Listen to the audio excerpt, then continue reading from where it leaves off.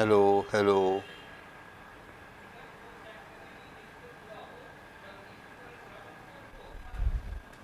Hello student, this side Sudhir Grover, senior faculty member informatics course एडयू।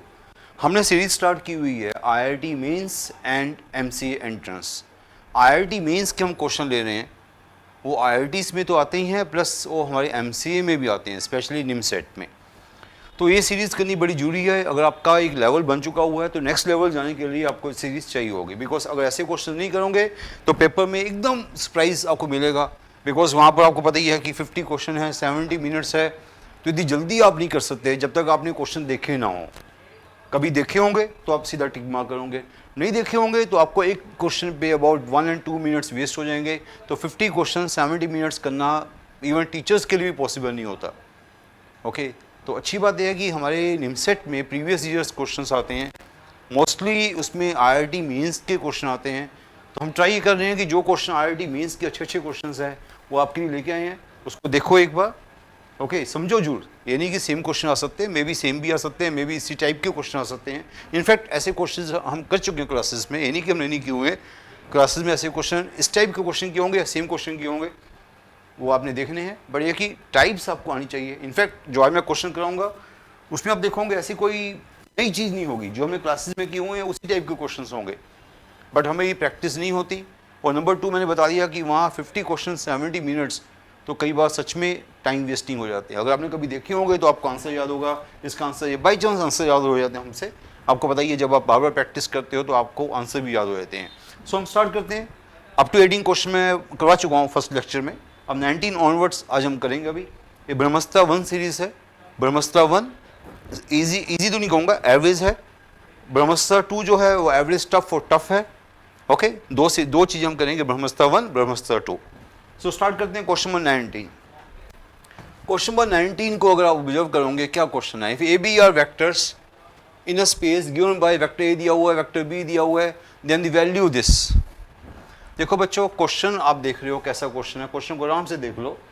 तो मैं तो कहूँगा क्वेश्चन इजी है, अगर आप देखना चाहो तो आपको लग जाएगा क्वेश्चन इतना मुश्किल नहीं है।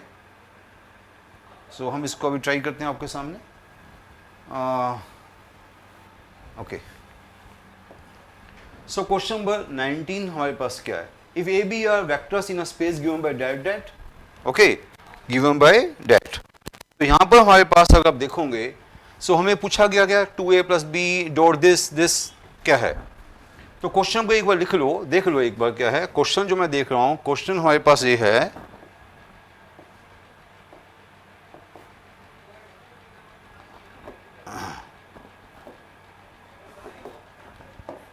ओके। तो स्टूडेंट्स 2a + b तो हमें लिखना ही है।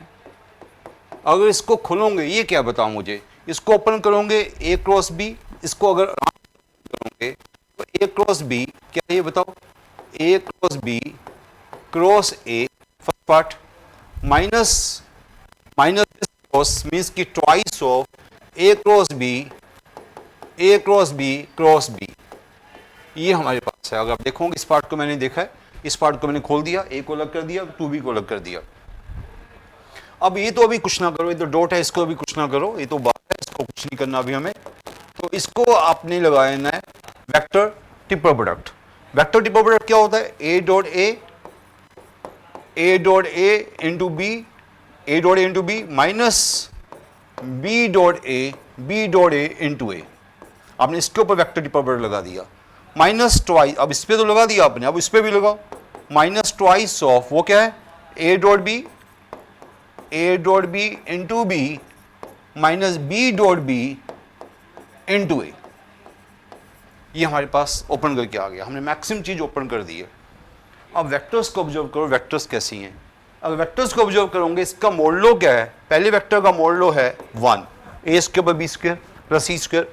अब देख लो 1 आ जाएगा। उसका भी मोडलो क्या है? वेक्टर b का, वेक्टर b का भी मोडलो है 1। मोडलो निकालना था ना, मोडलस निकालना, डैट स्क्वायर, आपको पता ही है, वो दोनों का मोडलो 1 है। और दूसरी बात क्या, जब a डॉट b देखोगे आप, a डॉट b यहाँ क्या आ रहा है? डैट डॉट डैट 2 -2 + 0 बाई जो भी नीचे मुझे मैटर नहीं करता, ऊपर मेरे पास 0 आ गया तो इनका डॉट भी 0 है। इनका डॉट भी 0 है, इनका मोड 1 1 है, ये यूनिट वेक्टर है, ये सारी इंफॉर्मेशन मैं यूज करूंगा वहां पर। ए डॉट बी 0 है तो ये आपका 0 हो गया, B dot A dot B dot A 0 हो गया। Okay, A dot A means mod A square होता है। देखो अब इसको आराम से करो, अब आपके पास क्या है कि ये मोड ए क्या हो गया, मोड ए स्क्वायर हो गया, और मोड ए 1 है, मोड ए स्क्वायर हो गया, मोड ए 1 है, तो अगर आप थोड़ा सा एक स्टेप दो स्टेप इकट्ठे कर सकते हो तो मोड ए स्क्वायर हुआ, ये क्या होगा, मैं यहाँ लिख देता हूँ, ये मोड ए स्क्वायर होगा, वो 1 हो जाएगा, 1 इंटू बी क्या बचेगा, बी बचेगा, ये 0 हो जाएगा, ये 0 हो जाएगा, और मोड बी स्क्वायर 1 हो जाएगा, और प्लस 2a क्या बचेगा, प्लस 2a, आप देख सकते हो ये बचेगा। मोड ए स्क्वायर 1 हो गया, मोड बी स्क्वायर 1 हो गया, ए डॉट बी 0 हो गया। अब दोनों, ये भी 2a प्लस बी है, वो भी 2a प्लस बी है, दोनों का डॉट क्या होगा, दोनों सेम वेक्टर है, इनका डॉट क्या होगा, ए डॉट ए क्या होता है, मोड ए स्क्वायर, तो इसका डॉट हो गया, ये आप सीधा कर सकते हो, आप इनका डॉट हो जाएगा, क्या हो जाएगा, ये हमारे पास हो जाएगा मोड 2a प्लस बी का स्क्वायर, क्या हो जाएगा, मोड 2a प्लस बी का स्क्वायर। इसको ओपन करोगे क्या आएगा, इसको ओपन करोगे आएगा 4 mod A square, 4 mod A square plus mod B square plus 4 times A dot B, A dot B आपका 0 है, इतना आएगा बस, because 4 time A dot B 0 हो जाएगा, ये हमारे पास आ गया सिर्फ। अब मोड आपका 1 है, 4 इंटू 1, मोड भी 1 है, दिस इज 5, ये हमारे पास 5 आ गया, तो आपका आंसर आ रहा है 5, तो आपका आंसर क्या आ रहा है, सी चॉइस। ये क्वेश्चन अच्छा क्वेश्चन है, बस ये कि थोड़ा सा आपको उसको खोलना है, इसको खोला, इवन हमारी असाइनमेंट का क्वेश्चन है, चेक करना है, हमारी असाइनमेंट का क्वेश्चन है, तो ये हमने क्वेश्चन कर लिया, आपने देख लिया होगा, क्वेश्चन मुश्किल नहीं था। Okay students, done now. Okay, इसको आराम से देख लेना दोबारा से भी एक बार। क्वेश्चन नंबर 20, क्वेश्चन नंबर 20 में क्या बच्चों, आराम से देखो, A cross B plus B cross C plus C cross A is 0 for non zero vectors, ऐसा हमारे पास है। ओके, देन क्या होगा, ए बी सी कोप्लेनर होंगे, क्या होगा ये हमें बताना है। देखो स्टूडेंट्स, अगर थोड़ा सा भी आपको पता है कि वैसे तो ये क्वेश्चन बड़ा सिंपल मैं कहूँगा, क्योंकि सिंपल इसलिए कहूँगा कि ये क्वेश्चन आपको ए बी सी, अगर आपको थोड़ी सी चीज़ पता कि ये चीज़ हम कहाँ पर यूज़ करते हैं, ये चीज़ कहाँ यूज़ करते हैं, ये एरिया ऑफ द ट्रायंगल में यूज़ करते हैं, हाफ ऑफ दिस, जो निमसेट का बड़ा इंपॉर्टेंट क्वेश्चन बन जाता है, कई बार आ चुका हुआ है, A cross B plus B cross C plus C cross A, ये क्या होता है, area of the triangle, area of the triangle. अगर ये आपका 0 है तो एरिया आपका 0 आ गया, एरिया 0 आ गया, सो 3 पॉइंट्स आर कोप्लेनर, और दिस इज आल्सो, ये क्या होता है मुझे बताओ, ए क्रॉस बी, कोप्लेनर का दूसरा मीनिंग क्या होता है, कोप्लेनर का meaning this is scalar triple product, अगर पॉइंट्स कोप्लेनर है तो स्केलर ट्रिपल प्रोडक्ट क्या होता है, 0, तो अगर एरिया 0 है तो ए बी सी कोप्लेनर है, कोप्लेनर है तो उसका स्केलर ट्रिपल प्रोडक्ट क्या होगा, वो 0 होगा, तो आपका आंसर ए चॉइस भी है, आपका आंसर बी चॉइस भी है, तो ये क्वेश्चन बड़ा सिंपल हो जाता। ओके, अदरवाइज भी आप कर सकते थे, इसका ए के साथ डॉट करो, अगर आपको ये तरीका अच्छा लगा, कि अगर आपको फॉर्मूला आता है तो बड़ी अच्छी बात है, एरिया को 0 करके पॉइंट्स को कोप्लेनर कर दिया, देन आपने स्केलर ट्रिपल प्रोडक्ट 0 कर दिया। अदरवाइज कोई बच्चा कहेगा सर मुझे बाई चांस फॉर्मूला नहीं याद रहेगा, बड़ा इजी है, ये आपको याद होता ही है बच्चों को, फिर भी कोई बच्चा कहेगा नहीं सर मुझे फॉर्मूला नहीं याद है एरिया का, तो क्या करो, सिंपल इसका डॉट ले लो, पहले का ए के साथ डॉट ले लो, बी के साथ डॉट ले लो, किसी के साथ डॉट ले लो, इसका हमने ए के साथ डॉट ले लिया, डॉट ऑफ दिस विद ए के साथ डॉट, किसी के साथ डॉट ले लो, ए के साथ लो, बी के साथ लो, सी के साथ लो, आपकी मर्जी है, किसी एक के साथ डॉट ले लिया। अब आप देखोगे कि क्या बन गया, जिसको दिया हुआ मुझे, तो A dot A cross B, two vectors are same, तो इनका स्केलर प्रोडक्ट 0 होगा, again this is A cross A, this is again 0, तो ओनली दिस बचा, ये क्या हुआ, ये बचा only A dot that equal to क्या हुआ, 0, तो बड़ा सिंपल सा आंसर आ गया, अगेन दिस आ गया और ये आ गया, तो 3 points are coplanar, this means 3 points are coplanar, तो आपका आंसर ए ओ बी आ रहा है, इधर उस वे से करो उस वे से करो, आपकी मर्जी है, तो आंसर मैंने आपको बता दिया, 2 तरीके से बता दिया आपको क्वेश्चन करके। Next now, 3 points are that then cos square क्या है। देखो बच्चों, अगर आपको पता है कि हमेशा मैं क्लासरूम में क्या बोलता हूँ, 2D is a part of 3D, 3D is a part of vectors, तो अगर आपको पता है कि ये क्वेश्चन को आपने वेक्टर्स को आप पॉइंट्स बना सकते हो, आपको पता है कि वेक्टर्स भी पॉइंट्स होते हैं, तो अगर इसको पॉइंट्स बना सकते हो तो ट्रिग्नोमेट्री भी लगा सकते हो, कोस, अगर वो कोस है दिख गया तो कई बच्चों को याद आ गया होगा कि अगर ये एंगल ABC की बात कर रहा है, this side A, side B, side C, तो cos A का फार्मूला क्या होता था, B square plus C square minus A square by twice BC। अब आपको करना क्या है, आपको तीनों पॉइंट्स गिवन है, A पॉइंट गिवन है, B पॉइंट गिवन है, C पॉइंट गिवन है, तो आप ये A है, ये आपका B है, ये आपका C है, आपने क्या करना है, वेक्टर AB निकाल लेना है, वेक्टर BC निकाल लेना है जो सेकंड में निकल जाएगा, वेक्टर AC निकाल लेना है, वेक्टर AB का जो मैग्नीट्यूड होगा, इसको पहले वेक्टर AB निकाल लो, OB minus OA, OB minus OA कितना हुआ बताओ बच्चों, OB minus OA minus I minus 2J और माइनस 6, ये हो गया, कितना हो गया, minus I minus 2J minus 6K, और BC क्या हुआ, BC ये रहा, BC B ये रहा, वो C हो रहा, तो BC हुआ 3I minus I 2I minus 1 और प्लस 1, ये आपका हो गया BC। AC क्या हुआ, AC हुआ this is 3 minus 2 1 minus 4 minus 3 हो गया, और दिस इज माइनस 5। जो मैं जल्दी से देख रहा हूँ, गलती हो तो प्लीज़ चेक कर लेना, ये आ गया। इनके जो मोड होंगे वो साइड ABC बन जाएंगे। लाइक अब मैं देखूँ तो साइड A क्या है, मोड BC, इसका मोड करोगे मोड BC, वो क्या बनेगा, साइड A बनेगा, तो वो √6 आ गया, आपने देख लिया होगा जल्दी से। और साइड और कौन सी, अभी साइड C जो है वो AC है, AC का मोड, AC का जो मोड है वो साइड B है, वो कितना भी AC का मोड 1 प्लस 9 10 और 25, 10 प्लस 25 √35। ओके, मैं जो देख रहा हूँ जल्दी से आपके सामने है। तो मोड AB क्या है, मोड AB भी निकालो, मोड AB क्या है, मोड AB 4 प्लस 1 5 36 प्लस 5 √41, और मोड AB है क्या, C है। आप सब कुछ वहाँ डाल दो, B square plus C square, तो आपको पता ही है कि आपका रेडी हो जाएगा cos A, तो cos A रेडी हो जाएगा, तो cos स्क्वायर A रेडी हो जाएगा, cos A में इसको पुट कर दो, तो सारी वैल्यूज़ डालो स्टूडेंट्स। तो क्या है, B square plus C square, अच्छी बात यह है कि स्क्वायर है तो अंडर रूट का कोई चक्कर नहीं होगा। B square means 35, C square means की 41, और A स्क्वायर मीन्स की 6, ट्वाइस BC मीन्स की B कितना था, √35 √41, √35 √41, ये हमने सारी वैल्यूज़ को डाल दिया। अब आप देखोगे कि कितना आ रहा हमारे पास, 35 प्लस 41 कितना हो गया स्टूडेंट्स, चेक करो अपने आप, -6 जो भी हमारे पास वैल्यू आएगी, तो ये हमारे पास cos स्क्वायर चाहिए हमें, तो cos स्क्वायर ये हमारे पास आ गया, cos A की value I B square plus C square A square, ठीक है स्टूडेंट्स, नहीं ठीक है। तो अभी चलो इसको करना पड़ेगा, थोड़ा सी वैल्यू निकालनी पड़ेगी आपको, तो कितनी आई, 76 30 40 76 70 35 ऊपर आ गया, नीचे √35 है, तो √35 है 41 बन गया, चेक कर सकते हो आप, √35 है 41 बन गया। उसका मुझे स्क्वेयरिंग करना है, तो 35 है 41, C चॉइस आंसर।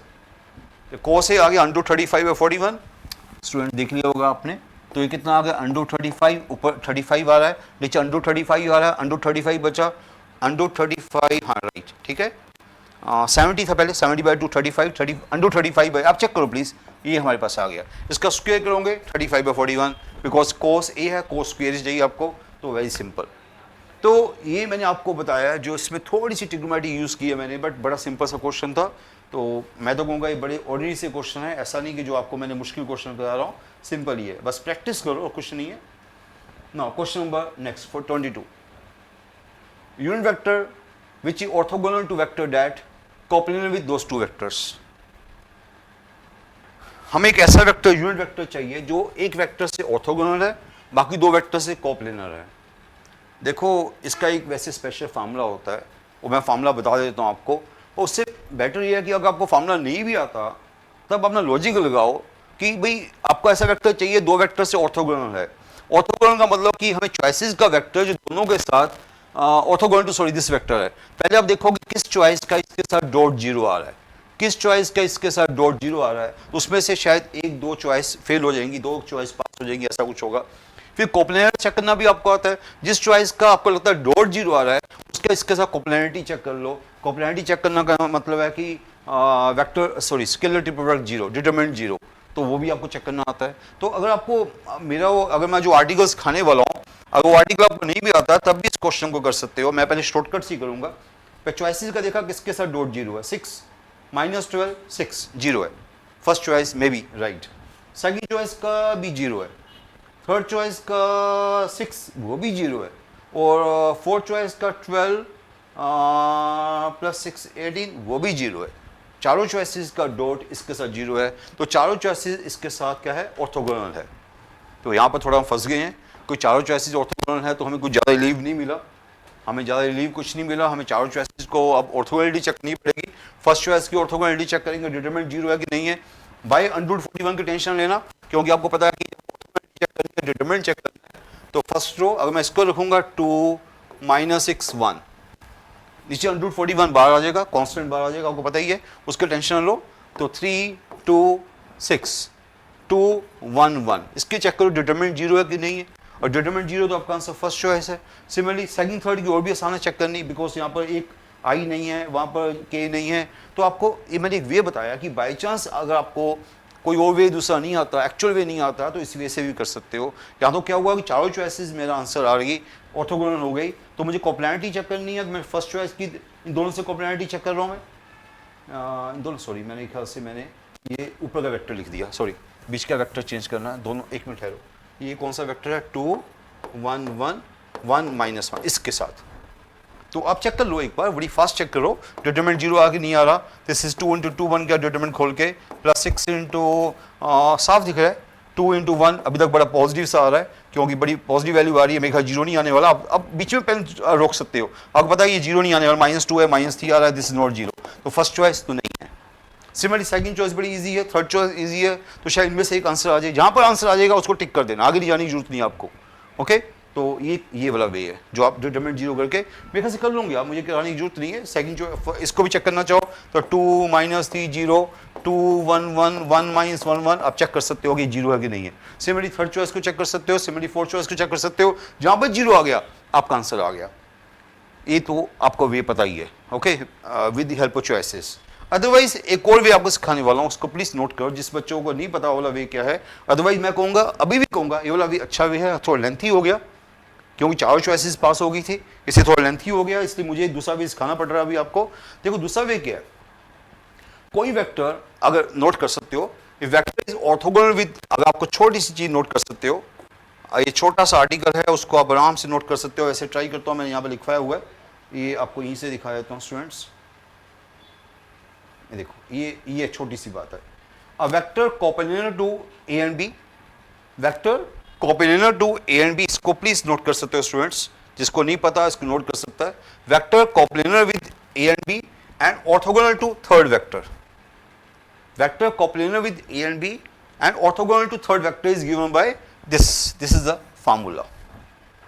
कई बच्चों को फार्मूला भूल जाता है पेपर का टाइम, क्यों भूल जाता है, कोई यहाँ क्रॉस की अगर डॉट लगा देगा, कोई यहाँ डॉट लगा देगा, वगैरह वगैरह।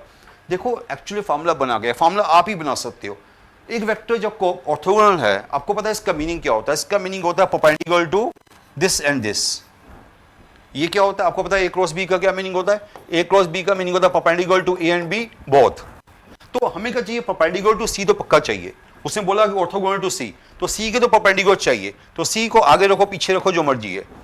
अगर हमें ऐसा वेक्टर चाहिए C के परपेंडिकुलर है, C के परपेंडिकुलर है तो C क्रॉस तो करना पड़ेगा। कोई वेक्टर दो वेक्टर के परपेंडिकुलर होता है तो क्या होता है, A क्रॉस B होता है। कोई वेक्टर अगर C के परपेंडिकुलर है तो C क्रॉस समथिंग होगा। समथिंग क्या होगा, वो lie in the plane of A and B है, lie in the plane of A and B है, जो A क्रॉस B के परपेंडिकुलर होगा। A क्रॉस B क्या होता है, perpendicular to plane containing A and B। A cross B क्या होता है, perpendicular to plane containing A and B। This is perpendicular to plane containing A and B, this is A cross B, perpendicular to, this is a plane, perpendicular to plane containing A and B, और C also lie in the same plane, तो this is also perpendicular to C। ये भी C के perpendicular है, ये भी C के perpendicular है, सॉरी ये भी आपके रिक्वायर्ड क्या C नहीं कहेंगे, कौन सा वेक्टर था, जो भी वेक्टर में चाहिए, जो वेक्टर में चाहिए आपका जो वेक्टर जो रिक्वायर्ड वेक्टर है वही दोनों के कोप्लेनर है।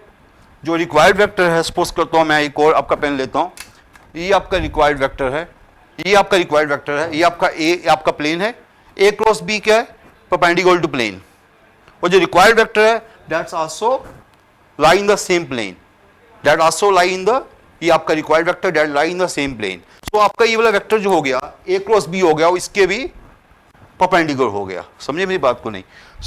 आपको ये पता लग गया जो रिक्वायर्ड वेक्टर है वो ए क्रॉस बी के भी परपेंडिकुलर है, रिक्वायर्ड वेक्टर सी के भी परपेंडिकुलर है, रिक्वायर्ड वेक्टर दोनों के परपेंडिकुलर है, तो रिक्वायर्ड वेक्टर क्या होगा? That cross that. ये समझ गए होंगे मेरे आपकी बात कि रिक्वायर्ड जो वेक्टर है वो सी के भी परपेंडिकुलर है।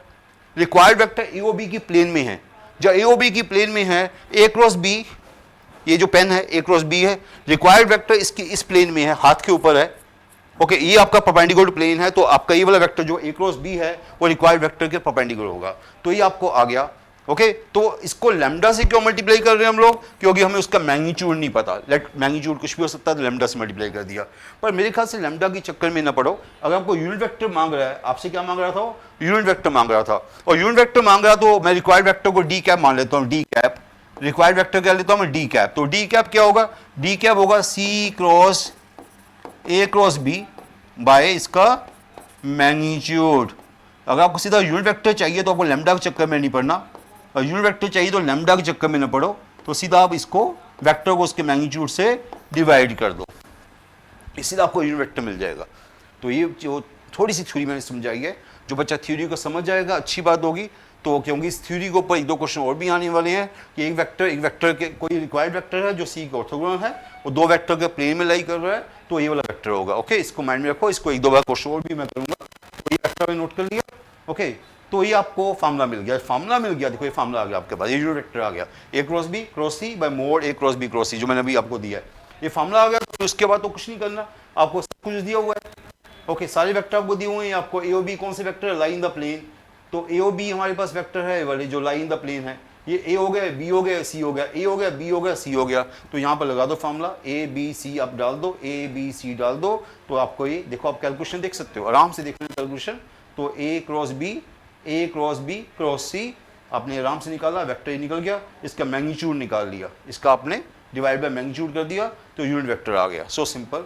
तो इस क्वेश्चन को आराम से देखना। बाकी मैंने शॉर्टकट बता दिया, शॉर्टकट तो मैंने पहले ही बता दिया था, बट शॉर्टकट बाई चांस क्या हुआ था कि चारों चॉइसेस पास हो गई थी, तो शॉर्टकट थोड़ा सा लंबा होने वाला था। इसलिए अगर आपको अच्छा लगता है कि शॉर्टकट से करना है, शॉर्टकट मीन्स उस वे से करना है चॉइसेस से, तो आपकी मर्जी है। क्वेश्चन नंबर 23, वेक्टर ए भी दिया हुआ, वेक्टर ए सी दिया हुआ है, साइड जो ट्रायंगल है, लेंथ तो मीडियन क्या होगी? This is very simple question. तो ये तो बड़ा सिंपल सा क्वेश्चन आ गया। क्यों? हमें दो साइड्स गिवन है, हमें ऐसा हमारे पास है, हमें दिया हुआ है वेक्टर ए दिया हुआ है like this, vector B C दिया हुआ लाइक दिस, तो मीडियन मांग रहा है। लेंथ ऑफ मीडियन क्या है? This is A M, length of median through A, length of median through A. तो आपको पता है कि पहले एम पॉइंट निकालना पड़ेगा। जो एम पॉइंट होगा वो क्या होगा? बी ओ सी का मिड पॉइंट है। हमें ए बी दिया हुआ, ए सी दिया हुआ, दोनों का मिड पॉइंट निकाला, इन दोनों को ऐड किया बाय 2 किया, दोनों को ऐड किया 2 बाय 2 आई हो गया। ओके, दोनों को ऐड किया, जे तो है ही नहीं वहाँ पर, तो -1 हो गया। इन दोनों को ऐड किया 8 बाय 2 4 हो गया। तो ये आपके पास आ गया, मिड पॉइंट आ गया। ओके, चेक कर सकते हो आप, that plus that by 2। Okay, this is 2 बाय 2 1 हो गया, -2 बाय 2 -1 हो गया, 8 बाय 2 4 हो गया, मिड पॉइंट आ गया। तो मिड पॉइंट आ गया मीन्स ए एम आ गया। क्या आ गया? ए एम आ गया। क्या आ गया? ए एम आ गया। हमें क्या चाहिए? लेंथ ऑफ द मीडियन चाहिए, तो हम इसका मोड चाहिए। तो इसका मोड क्या हुआ बच्चों? इसका मोड मेरे पास आ गया 1 + 1 + 16 √18। क्या आ गया? √18। कोई चॉइस है √18? यस, बी चॉइस है। तो ये वाला क्वेश्चन बड़ा आसान हो गया। लेंथ ऑफ मीडियन मांगी थी, तो हमें दो साइड पता थी, लेंथ ऑफ मीडियन बड़ी आसानी से आ गई, तो बड़ा इजी क्वेश्चन हो गया। ना क्वेश्चन नंबर 24 में क्या है? वेक्टर ए बी या इंक्लाइंड एंगल थीटा, देन बिल्कुल वही जो पहला क्वेश्चन किया था, बिल्कुल वैसे ही क्वेश्चन है जो हमने फर्स्ट आज क्वेश्चन किया था, question number 19।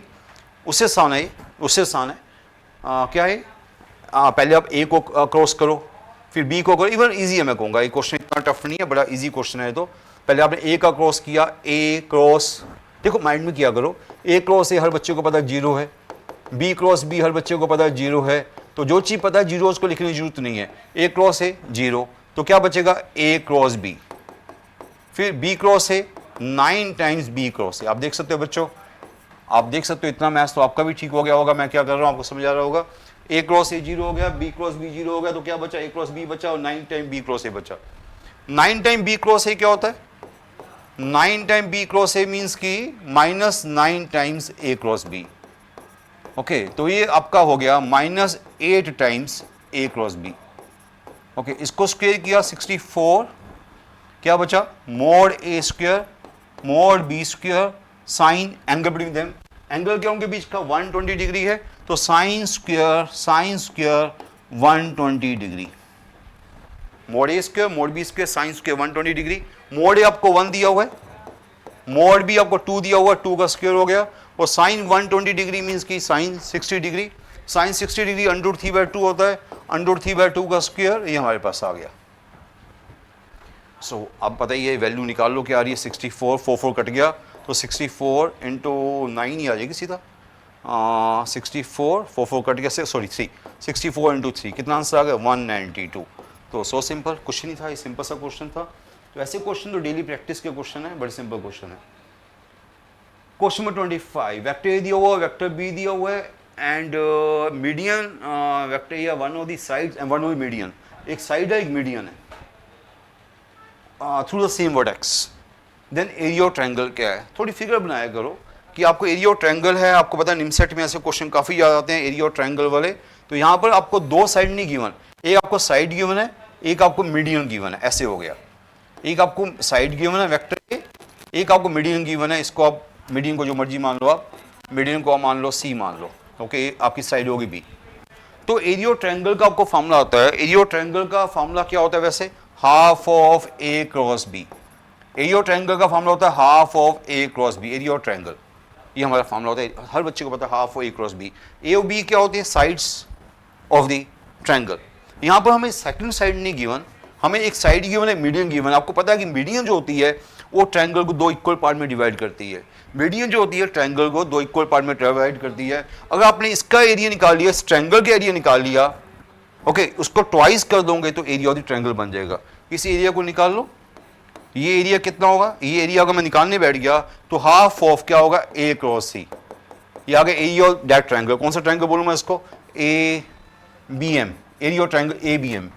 Area of triangle A B M निकाल लिया, area of triangle A B M shaded part निकाल लिया, उसको ट्वाइस कर दोगे तो area of the required triangle आ जाएगा, उसको ट्वाइस कर दोगे तो area of the required triangle आ जाएगा। इसको ट्वाइस कर देंगे हम, पहले आप ए क्रॉस बी निकाल, ए क्रॉस सी निकालो, ए दिया हुआ है, सॉरी यहाँ नाम भी दिए हुए हैं, ए और बी नाम दिए हुए थे, चलो मैं इसको नाम बी बोल देता हूँ, इसको नाम सी बोल देता हूँ। नाम तो चेंज कर सकते हो, नाम की कोई बात नहीं है, नाम मैंने देखा नहीं, ऐसे ऐसा था, तो आपने अगर पूरी चीज़ देखनी है तो ऐसे हो गई। तो ए ओ बी हमें दो दी हुई है, एक हमें दी हुई है साइड, एक हमें दी हुई है मीडियन। आपने उसका एरिया निकाल लिया, एरिया शेडेड पार्ट निकल जाएगा, उसको डबल कर दो, एरिया ऑफ द ट्रायंगल आ जाएगा। सो सिंपल, ठीक है। आप देख सकते हो सोल्यूशन में सामने, आपने एरिया ऑफ ट्रायंगल निकाल लिया, वो वाला शेडेड पार्ट का एरिया निकाल लिया, जो मैंने शेडेड पार्ट था उसका एरिया निकाल लिया, 186 आया, उसको आपने डबल सॉरी हाफ नहीं किया है, अदरवाइज एरिया हाफ होता है, उसने हाफ नहीं किया, हाफ को हटा दिया। यहाँ पर सोल्यूशन देखोगे सीधा हमने क्या किया, सीधा हमने डिटरमिनेंट निकाल ली, हमने सीधा ही, हमने इसको हाफ नहीं किया, इसको सीधा हमने क्या था ए क्रॉस बी, ए क्रॉस बी है, ए क्रॉस बी निकाल लिया। ओके तो एरिया मैंने क्या बताया था, twice of half A cross B, twice of half A cross B, क्योंकि this is the area of the side and median, area of the side and median, ये आपको पता ही है कि 2 कट गया तो 2 कट गया, तो this is now required area. Okay तो मोड ए क्रॉस बी आपका आंसर आ गया 186। सो सिंपल, ये क्वेश्चन दो आंसर हो गया था, समझाने में टाइम दिया मैंने आपके लिए बस। क्वेश्चन 26 क्या, ए बी सी दिया हुआ है, तो value of lambda such that that's perpendicular to B. तो ये तो और भी सिंपल क्वेश्चन निकला, सिंपल से सिंपल क्वेश्चन निकला, ए पर lambda C is perpendicular to B. तो वही तो सीधा आपने डॉट कर देना, अगर परपेंडिकुलर है तो हर बच्चे को पता है ए पर lambda C is dot B 0। Okay तो A dot B, A O B, A B C सब कुछ दिया हुआ है, ये तो बड़ी अच्छी बात होगी, ए डॉट बी पर lambda time C dot B, बस आपको A dot B, vector A दिया हुआ, वेक्टर बी दिया हुआ, वेक्टर सी दिया हुआ, ए डॉट बी निकाल लो, सी डॉट बी निकाल लो, उसके लैम्डा की वैल्यू आ जाएगी। तो ये तो बड़ा सिंपल सा क्वेश्चन हो गया, आप देख सकते हो सोल्यूशन में यहाँ किया हुआ है। तो ए डॉट बी निकाल लिया, ए डॉट बी, अब जैसे मर्जी करो, आपकी विश है, सब कुछ आपको पता कैसे करना है। A dot B lambda time B dot C, तो लैम्डा की वैल्यू आ जाएगी। सो सिंपल, मेरे ख्याल से मुझे कराने की जरूरत नहीं है, बिल्कुल आसान सा क्वेश्चन था। 27 क्वेश्चन मुझे अच्छा लग रहा है, ये one of the expected question है। एक्सपेक्टेड में इसलिए बोला कि ये वॉल्यूम वाला क्वेश्चन है, पैरेललोपिप्ट का, दो लिमसेट में ऐसे क्वेश्चन पढ़े जाते हैं, ये बड़ा अच्छा क्वेश्चन है, one of the expected question में से है, डेफिनेटली एक्सपेक्टेड क्वेश्चन में से है।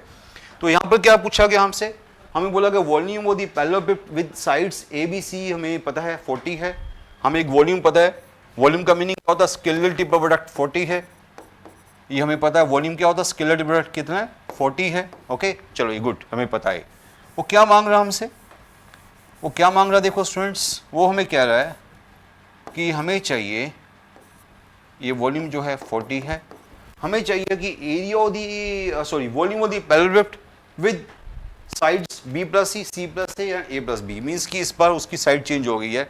उसने क्या मांगा, इस पर तीन जो एजेस हैं वो क्या है, b प्लस सी है, c प्लस ए है और a प्लस बी है, तीन एजेस इस पर ऐसी है। तो ये वॉल्यूम ही हो गया, ये इस बार वॉल्यूम हो गया। मेरे ख्याल से आपको पता है कि ये क्या है, दिस इक्वल टू क्या है, ये अंदर का पार्ट क्या आपको पता है, B C A B C, this is twice of, ये है क्या अंदर का पार्ट, अंदर का जो पार्ट है डेट्स अ ट्वाइस ऑफ क्या, वो twice of A B C, जो अंदर का पार्ट है वो twice of A B C है, ट्वाइस ऑफ ए बी सी।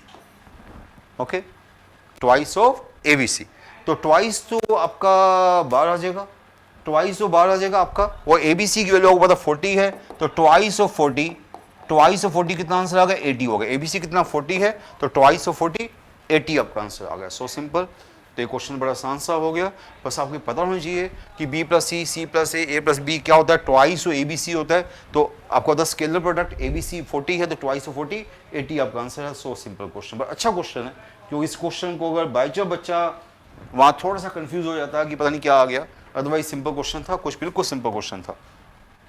निम सेट में सिंपल क्वेश्चन ही आते हैं, कुछ डिफरेंट आते हैं, और डिफरेंट क्वेश्चन को एकदम कैच करना होता है आपको। अगर उस टाइम कैच कर गए तो अच्छी बात है, नहीं कैच किए तो फिर सिंपल क्वेश्चन भी छूट जाते हैं। ओके ना, ये देखोगे आप, ये भी बड़ा आसान सा क्वेश्चन है। ए डॉट आई, देखो हमारे पास कई क्वेश्चंस थे, हम वो क्वेश्चन लेके आए हैं जो हमें अच्छे लग रहे हैं, जिसकी उम्मीद है कि वो आपके निम सेट में आ सकते हैं। अदरवाइज जो कलेक्शन तो हमारे पास हज़ारों क्वेश्चंस की है, पर ब्रह्मस्ता वन में वो क्वेश्चन लेके आए हैं जो कि एक्सपेक्टेड क्वेश्चंस है, जिसकी की सिमिलरिटी पुरानी क्वेश्चन से हो रही है, पुरानी निम सेट के क्वेश्चन से हो रही है।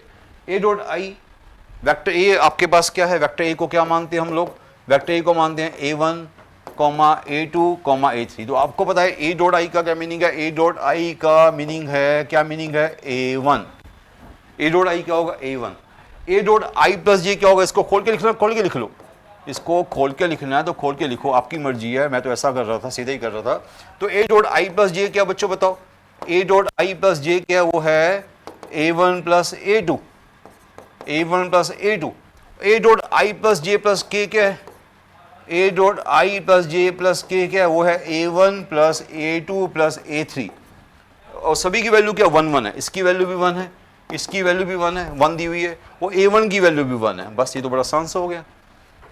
A1 की वैल्यू 1 यहाँ डाल दो, A1 की वैल्यू 1 यहाँ डाला तो A2 की वैल्यू क्या होगी, A1 को 1 डाल दिया, A2 की वैल्यू होगी 0, A1 को 1 डाला, A2 की वैल्यू होगी 0, A2 की वैल्यू 0 डाल दो तो A3 की A1 1 है तो A3 की वैल्यू भी क्या होगी, A2 को 0 डाला, A1 को 1 डाला तो A3 की वैल्यू भी होगी 0।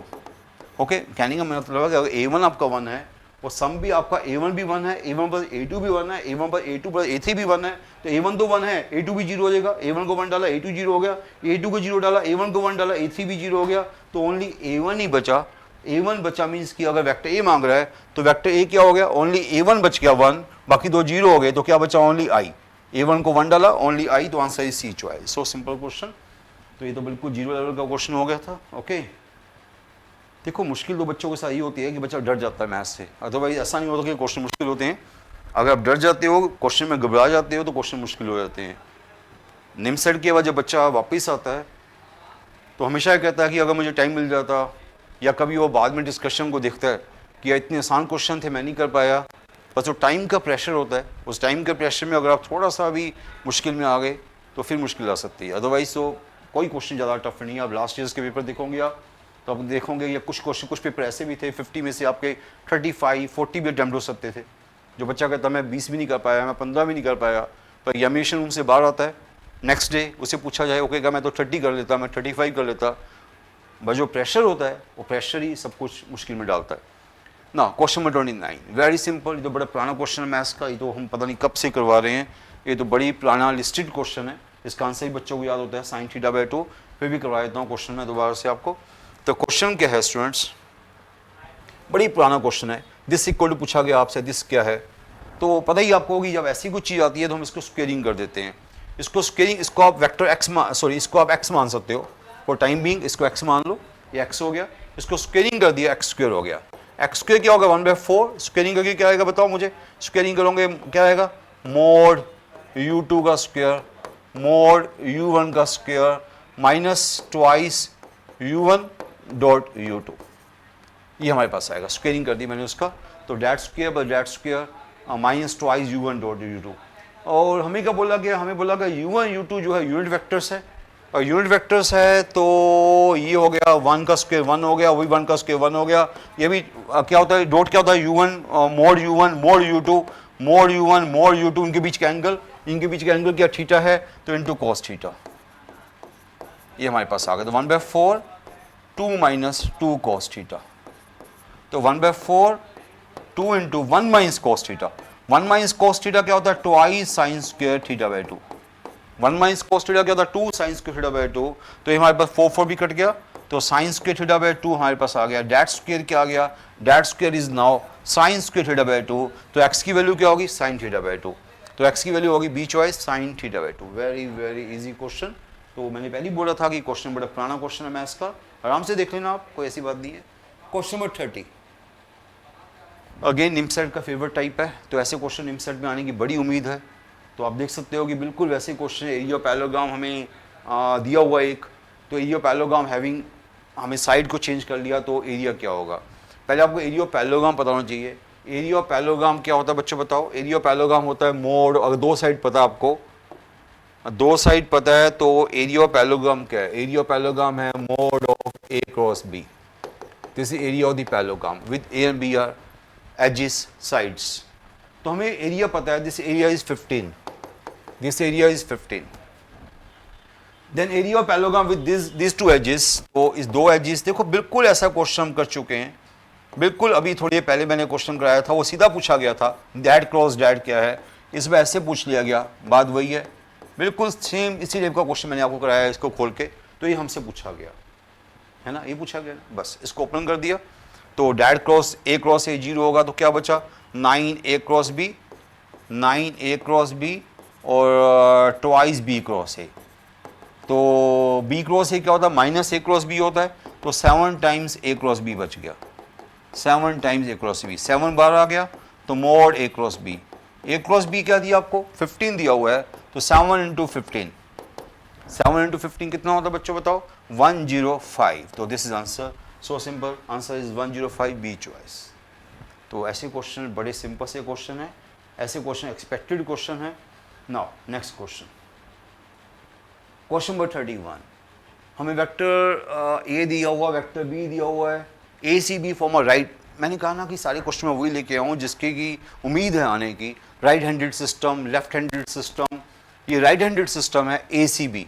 जब राइट हैंडेड सिस्टम आता है तो आपको क्या होता है, फिर सिंपल आपको वो करना होता है, जैसे कि ए बी सी, कोई राइट हैंडेड सिस्टम पूछे, मैं आपको वैसे थ्योरी थोड़ी सी बता देता हूँ, कोई राइट हैंडेड सिस्टम पूछे तो फिर आपको ए क्या होगा, ए होगा सी क्रॉस बी, ठीक है, बाय इसका यूनिट वेक्टर की बात कर रहा हूँ मैं, हमें क्या चाहिए यहाँ पर फॉर्म राइट हैंड सिस्टम, तो वेक्टर सी क्या, ठीक है, तो वेक्टर सी चाहिए, तो ये वेक्टर ये होगा, तो वेक्टर सी यहाँ क्या होगा, राइट हैंड सिस्टम है, तो वेक्टर सी क्या होगा, वेक्टर सी होगा बी क्रॉस ए, अगले वाला बी क्रॉस ए दिस, और वेक्टर कोई बी पूछे तो क्या होगा, वेक्टर बी होगा A cross B C, right handed system means like this, ये आपने पहले वेक्टर ए रखा हुआ है, इसने वेक्टर सी रखा हुआ है, तो ए क्या है सी क्रॉस बी, सी क्या है बी क्रॉस ए, बी क्या है ए क्रॉस, और राइट हैंडेड पूछ रहा है, और लेफ्ट हैंडेड पूछ रहा है, तो इन सभी को नेगेटिव कर देना, A is equal to minus of this, C is equal to minus of this, और लेफ्ट हैंडेड पूछे A is left minus of this, B is minus of this, C is B is minus of that. अभी right handed पूछा है तो हमें सी चाहिए, तो सी क्या होगा बी क्रॉस ए, तो सी आपको बी क्रॉस ए निकालना है, सिंपल से मैंने बता दिया कि आपको बी क्रॉस ए निकालना, कुछ नहीं करना, बी क्रॉस ए आपने निकाल लिया, तो जेड आई माइनस एक्स के आ गया। कोई यूनिट वेक्टर मांग लेता तो डिवाइड बाय मैग्नीट्यूड कर देते, तो अभी तो सिर्फ वेक्टर मांगा है, तो जेड आई माइनस एक्स के, सो सिंपल, कुछ भी नहीं था इस क्वेश्चन में, तो बी बस आपको पता होना चाहिए लेफ्ट हैंडेड और राइट हैंडेड क्या होता है, और कुछ नहीं था।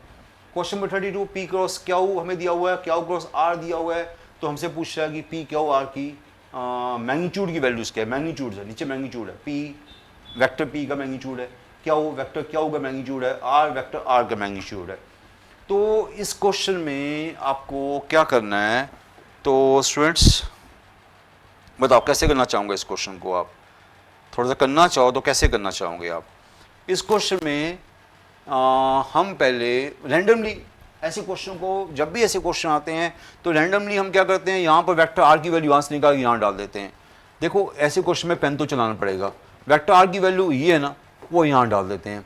वेक्टर आर की वैल्यू डाल दी हम, या वेक्टर पी की वैल्यू भी डाल सकते हो, आपकी मर्जी है। वेक्टर आर की वैल्यू मैंने डाल दी पी क्रॉस क्या हो, वेक्टर आर की वैल्यू क्या, पी क्रॉस क्या हो, मैंने वहाँ पर डाल दी, this equal to vector P. Okay, vector R की वैल्यू यहाँ से निकाली, यहाँ डाल दी, मैं चेक करूँ ठीक है, ठीक है, ये वैल्यू डाल दी मैंने। अब इसको खोलोगे तो क्या होगा, वेक्टर ट्रिपल प्रोडक्ट हो गया, तो क्या होगा खोल के, Q dot Q, Q dot Q into P minus Q dot P, Q dot P into Q, ये हमारे पास आ गया। इसको खोल के जो आप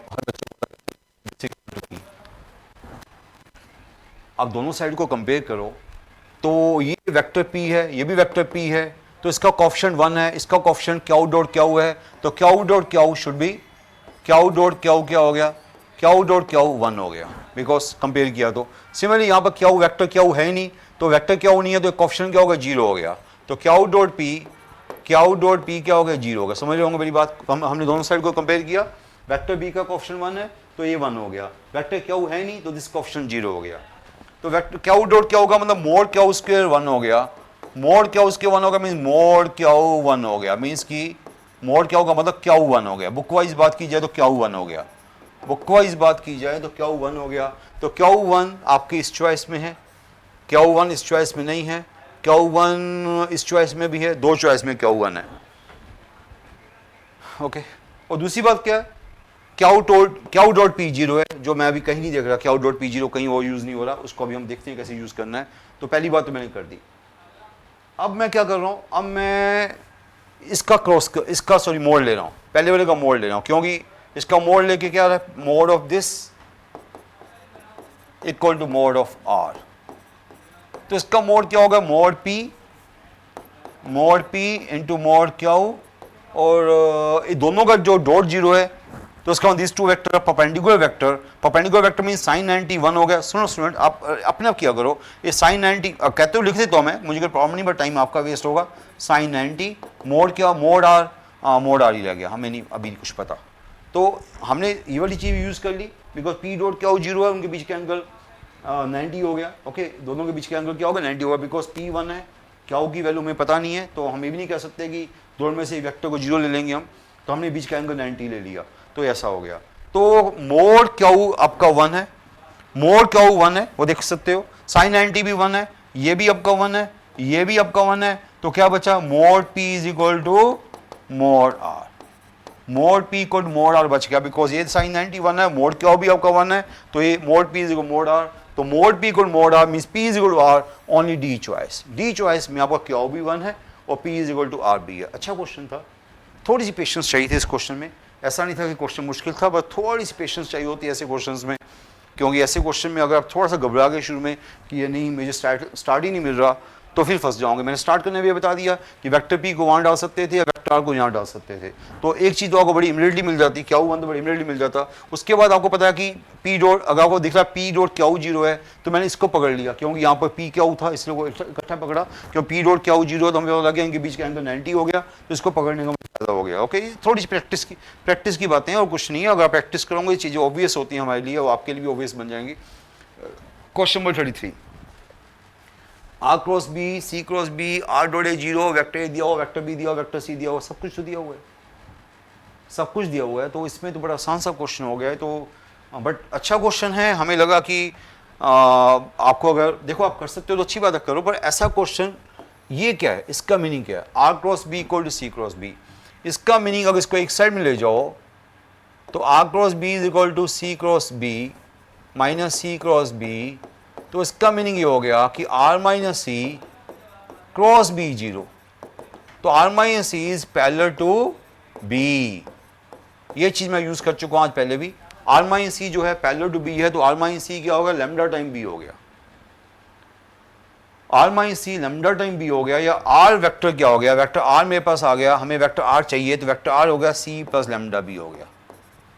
तो वेक्टर सी मुझे पता है, वेक्टर बी मुझे पता है, बस लैम्डा नहीं मुझे पता, बस कोई बात नहीं, बाकी इंफॉर्मेशन पता हमें। आर डॉट ए जीरो है तो आर डॉट ए जीरो करके आपका लैम्डा आ जाएगा, बस लैम्डा आ गया तो फिर वेक्टर आर आ गया। देखो ये छोटी बातें हैं, अब तो सिर्फ मुझे काम ही करना है। आपको पता है आर डॉट ए जीरो है, आर डॉट ए जीरो है, आर मेरे पास क्या है, सी प्लस लैम्डा भी है। देखो स्टूडेंट्स, अब आपको काम करना है, ए मेरे पास वो दिया हुआ है, A B this dot zero, तो अब आराम से आप C dot A okay plus lambda time B dot A, आपको सबको दिया हुआ, वेक्टर ए बी सी दिया हुआ, तो लैम्डा की वैल्यू आ जाएगी, लैम्डा की वैल्यू यहाँ डाल दूंगा, वेक्टर आर आ जाएगा। तो सो सिंपल, आगे तो मेरे ख्याल से कराने की जरूरत नहीं है, आपको सोल्यूशन दिखा देता हूँ, मैंने ये सेम चीज़ यहाँ की हुई है। तो पहली बात आपने वेक्टर आर को निकाल लिया, मेन बात क्या थी, वेक्टर आर को निकाल लिया, क्या है वेक्टर आर, यहाँ से निकाला, वेक्टर आर आ गया, सी प्लस लैम्डा बी आ गया, तो उसको यहाँ पर डाल दिया, सी पर लैम्डा बी को यहाँ डाल दिया, ए बी सी हमें गिवन है, लैम्डा की वैल्यू आ जाएगी, लैम्डा की वैल्यू को यहाँ डाल दिया, वेक्टर आर की वैल्यू आ जाएगी। ओके, तो आपको मैं सोल्यूशन दिखा देता हूँ। सोल्यूशन में आपको देखो हम यहाँ तक पहुँच गए थे, आर डॉट ए जीरो किया था हम लोगों ने, वहाँ लैम्डा की वैल्यू -1 आ जाएगी, जो मैंने बोला आपको, लैम्डा की वैल्यू -1 आपने कहाँ डाल देनी है, लैम्डा की वैल्यू -1 आपने यहाँ डाल, लैम्डा को -1 डाल दिया, तो वेक्टर आर आ जाएगा सी पर लैम्डा बी, वेक्टर आर आ जाएगा सी माइनस बी आ जाएगा, बिकॉज लैम्डा -1 आ गया। तो करना चाहो कर सकते हो आप, मैं अभी करना चाहते हो तो मैं आपके सामने दोबारा से कर देता हूँ। तो वेक्टर सी में से वेक्टर बी सीधी बात माइनस कर दो, वेक्टर सी में से वेक्टर बी माइनस करोगे, है ना, ये होगा ना, लैम्डा को -1 डाल के, तो डैट माइनस डैट -2 2 एंड 2 -2 2 2 -2 2 2, देखें है आंसर, -2 2, ये रहा -2 2 2, इसको ओपन करोगे -2 2 2, ये सी चॉइस आंसर आ गया। तो मैंने बता दिया आपको, तो आपको मैं बार बार बोलता जा रहा हूँ, अदरवाइज मैं बता चुका हूँ कि कितना सिंपल क्वेश्चन है। क्वेश्चन नंबर 34 मुझे थोड़ा सा बेटर लगा, क्योंकि देखने में बच्चा डर जाता है, क्वेश्चन मुश्किल नहीं है बट देखने से बच्चा डरता है, तो हम इसको बेटर कहेंगे। वेक्टर पी दिया हुआ है, वेक्टर ये भी स्केलेटर दिया हुआ है 1/5 lambda plus mu plus gamma चाहिए। तो पहली बात है, बच्चे को इतनी प्रैक्टिस में दिख जाता है कि लैम्डा कैसे निकलेगा। अगर मैं इसका डॉट विद डब्ल्यू कर दूं, इसका डॉट विद डब्ल्यू कर दूं, तो ये जीरो हो जाएगा, डॉट विद डब्ल्यू जीरो हो जाएगा, डॉट विद डब्ल्यू जीरो हो जाएगा, ओनली दिस पार्ट बचेगा। और यू वी डब्ल्यू मुझे 1/5 गिवन है, तो यू वी डब्ल्यू 1/5 डाल दूंगा तो लैम्डा की वैल्यू आ जाएगी। सिमिलरली डॉट विद वी करूंगा तो म्यू की वैल्यू आ जाएगी, डॉट विद डब्ल्यू करूंगा तो गामा की वैल्यू आ जाएगी। So simple. तो कहने का मीनिंग क्या कि ये क्वेश्चन बड़ा ईजी हो जाएगा, ये कोई ऐसा नहीं कि मुश्किल क्वेश्चन है, बट जिसको लगा कि भाई मैं पेन नहीं चलाऊंगा और डर के बैठ जाएगा तो और उसकी प्रॉब्लम है, अदरवाइज क्वेश्चन इजी है। इसका आपने क्या किया, डॉट विद पहले क्या ले लिया, डॉट विद आपने पहले लिया क्या लिया, डब्ल्यू, डॉट विद डब्ल्यू लिया, तो डॉट विद डब्ल्यू लिया तो पहले वाला बन गया lambda time scalar product you V W, और डॉट विद डब्ल्यू किया, ये जीरो हो गया, ये जीरो हो गया, तो ये आ गया। तो लैम्डा यू वी डब्ल्यू आपको 1/5 गिवन है, ये आपको 1/5 गिवन है, तो लैम्डा की वैल्यू हमारे पास आ गई 5 times P dot W. Similarly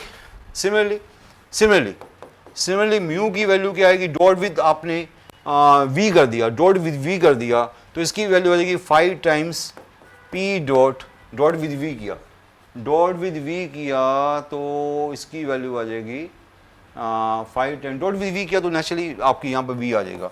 dot with आपने क्या किया, डॉट विद वी किया, डॉट विद अब आपने यू किया, यू नहीं सॉरी डॉट विद डब्ल्यू किया, डॉट विद डब्ल्यू किया तो ये आ जाएगा।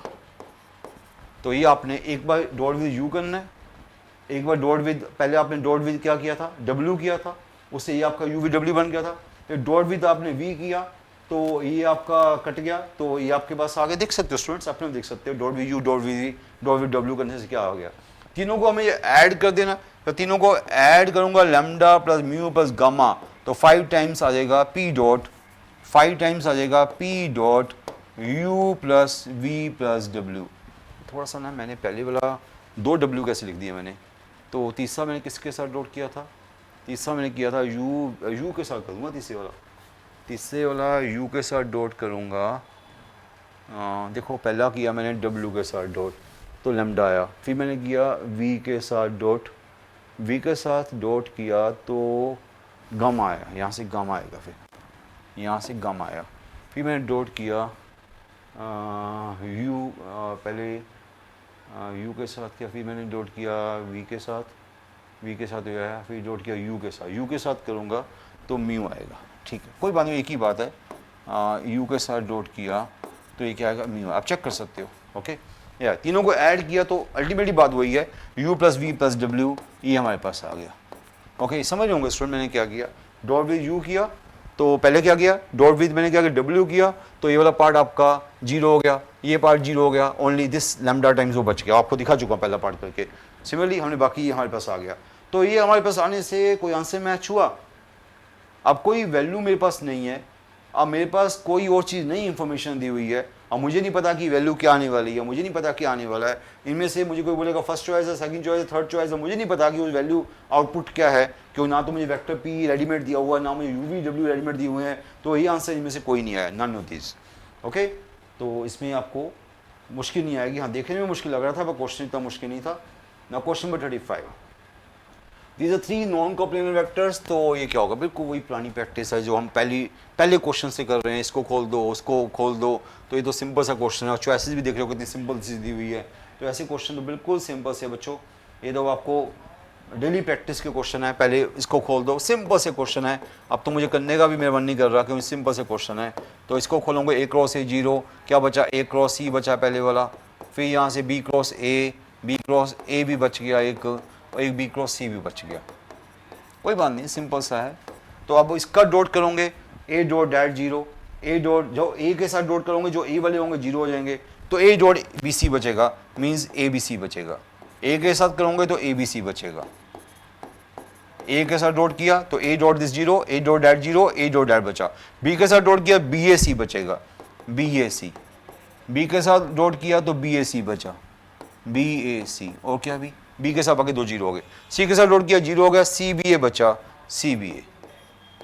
तो अब आप देखो कि abc bca cba क्या होता है, किसी को कन्फ्यूज़न हो तो आपको पता है कि ये चीज़ देखते हैं, abc तो ठीक है, bac abc का नेगेटिव हो गया, और cab भी abc का नेगेटिव हो गया।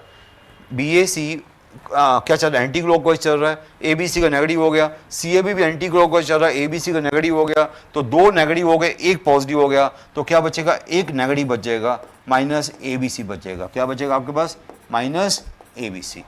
तो कहने का मतलब 2 आपके नेगेटिव हो गए। पता ना बच्चों आपको, मुझे ये छोटी बातें नहीं बतानी चाहिए। ये मेरा क्या हो गया, माइनस abc हो गया, ये मेरा क्या होगा, ये भी माइनस abc हो गया, 2 माइनस abc हो गए, प्लस abc हो गया, तो माइनस abc बच गया। ओके सिंपल क्वेश्चन था, तो बड़ा ज़्यादा। Question number 36, tetrahedron has what's is that the angle between the faces. ये अच्छा क्वेश्चन है।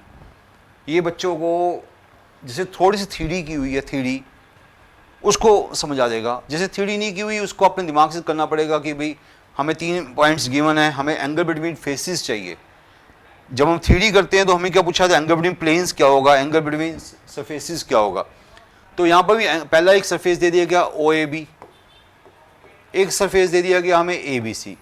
कहते हैं एंगल बिटवीन दिस 2, मैं ट्रायंगल बनाना, ट्रायंगल नहीं सरफेसेस है, मैं इसकी 3 पॉइंट, कोई भी हमें फेसेस है, मतलब फेसेस है, तो जरूरी मैं ट्रायंगुलर बना रहा हूँ वो अलग बात है, ट्रायंगुलर नहीं है कुछ भी हो सकता है, 2 फेसेस है, हमें इसके बीच का एंगल चाहिए, 2 फेसेस के बीच का, लाइक ये एक फेस है ये फेस है, हमें 2 फेस के बीच का एंगल चाहिए, हमें 2 फेस के बीच का एंगल चाहिए।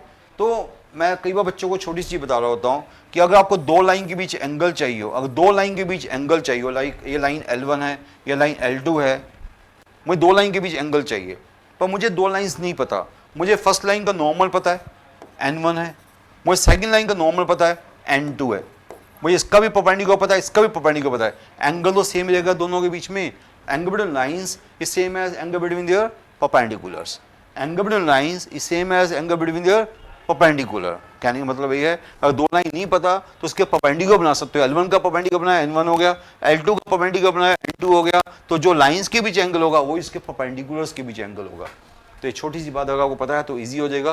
तो अब आपको 2 सरफेसेस के बीच एंगल चाहिए, तो आपने क्या निकाला, आपने परपेंडिकुलर टू फर्स्ट सरफेस निकाल लिया, आपने परपेंडिकुलर टू फर्स्ट सरफेस निकाला, परपेंडिकुलर टू सेकंड सरफेस निकाला, इन दोनों के बीच जो एंगल होगा, जो भी दोनों के बीच एंगल होगा वही हमारी सरफेसेस के बीच एंगल होगा। समझ में ये बात।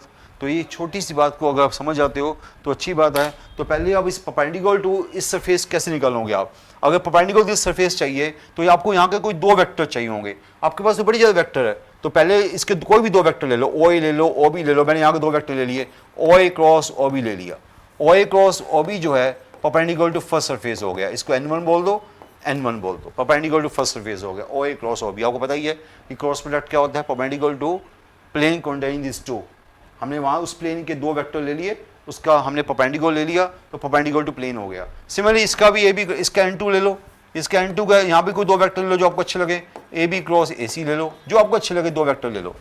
तो आपने ए बी क्रॉस ए सी ले लिया, वहाँ ओ ए क्रॉस ओ बी ले लिया, तो आप दोनों के बीच के एंगल अब आराम से निकाल सकते हो। तो ये एक थ्योरी है छोटी सी। तो angle between surfaces is same as angle between the normals. तो हमने पहले का नॉर्मल लिया ओ ए क्रॉस ओ बी, आपने देख ली थ्योरी देख ली। अब इनके बीच का एंगल निकालना है। इनके बीच के एंगल का फॉर्मूला सारे बच्चे को पता है, cos theta is equal to n1 dot n2 by mod of n1 n2।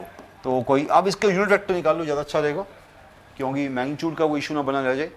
अगर यूनिट वेक्टर निकालोगे ज़्यादा अच्छा रहेगा, क्योंकि अदरवाइज क्या होता है कि अगर यूनिट वेक्टर नहीं निकालते तो कई बार cos थीटा में थोड़े इशू आ सकते हैं। अब यूनिट वेक्टर निकाल लेना वो ज़्यादा अच्छा रहेगा, मतलब कि इसका भी यूनिट वेक्टर निकालना कैप, उसका भी यूनिट वेक्टर कैप निकाल लेना।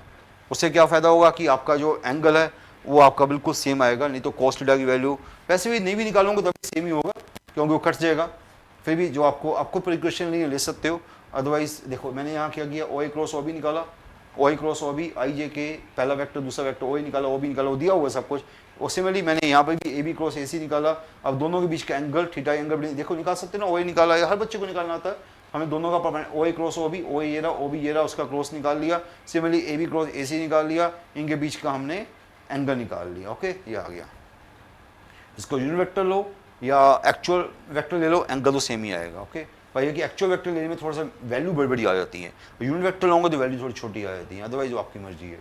क्वेश्चन नंबर 37, क्वेश्चन पुराना क्वेश्चन 36 क्वेश्चन अच्छा क्वेश्चन था।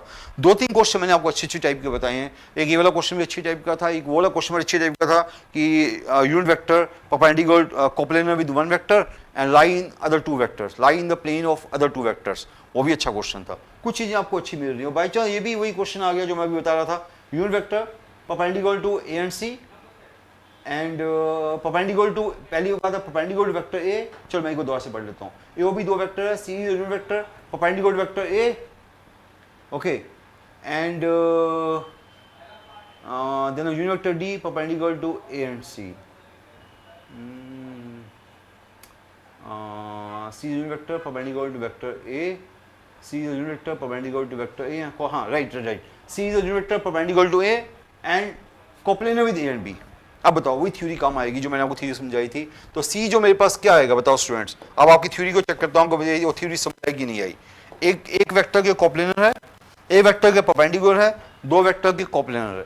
एक वेक्टर के परपेंडिकुलर है और दो वेक्टर के वो कोप्लेनर है। क्या बताया था मैंने आपको, ये वेक्टर क्या बनेगा, ये वेक्टर जो सी है वो क्या बनेगा, ए इसके परपेंडिकुलर है, किसके परपेंडिकुलर, परपेंडिकुलर टू ए है, परपेंडिकुलर टू ए है तो ए क्रॉस दो के सेम प्लेन में है और किसके सेम प्लेन में है, ए और सी बी के सेम प्लेन में है, तो ये वेक्टर बनेगा this lambda, this into lambda.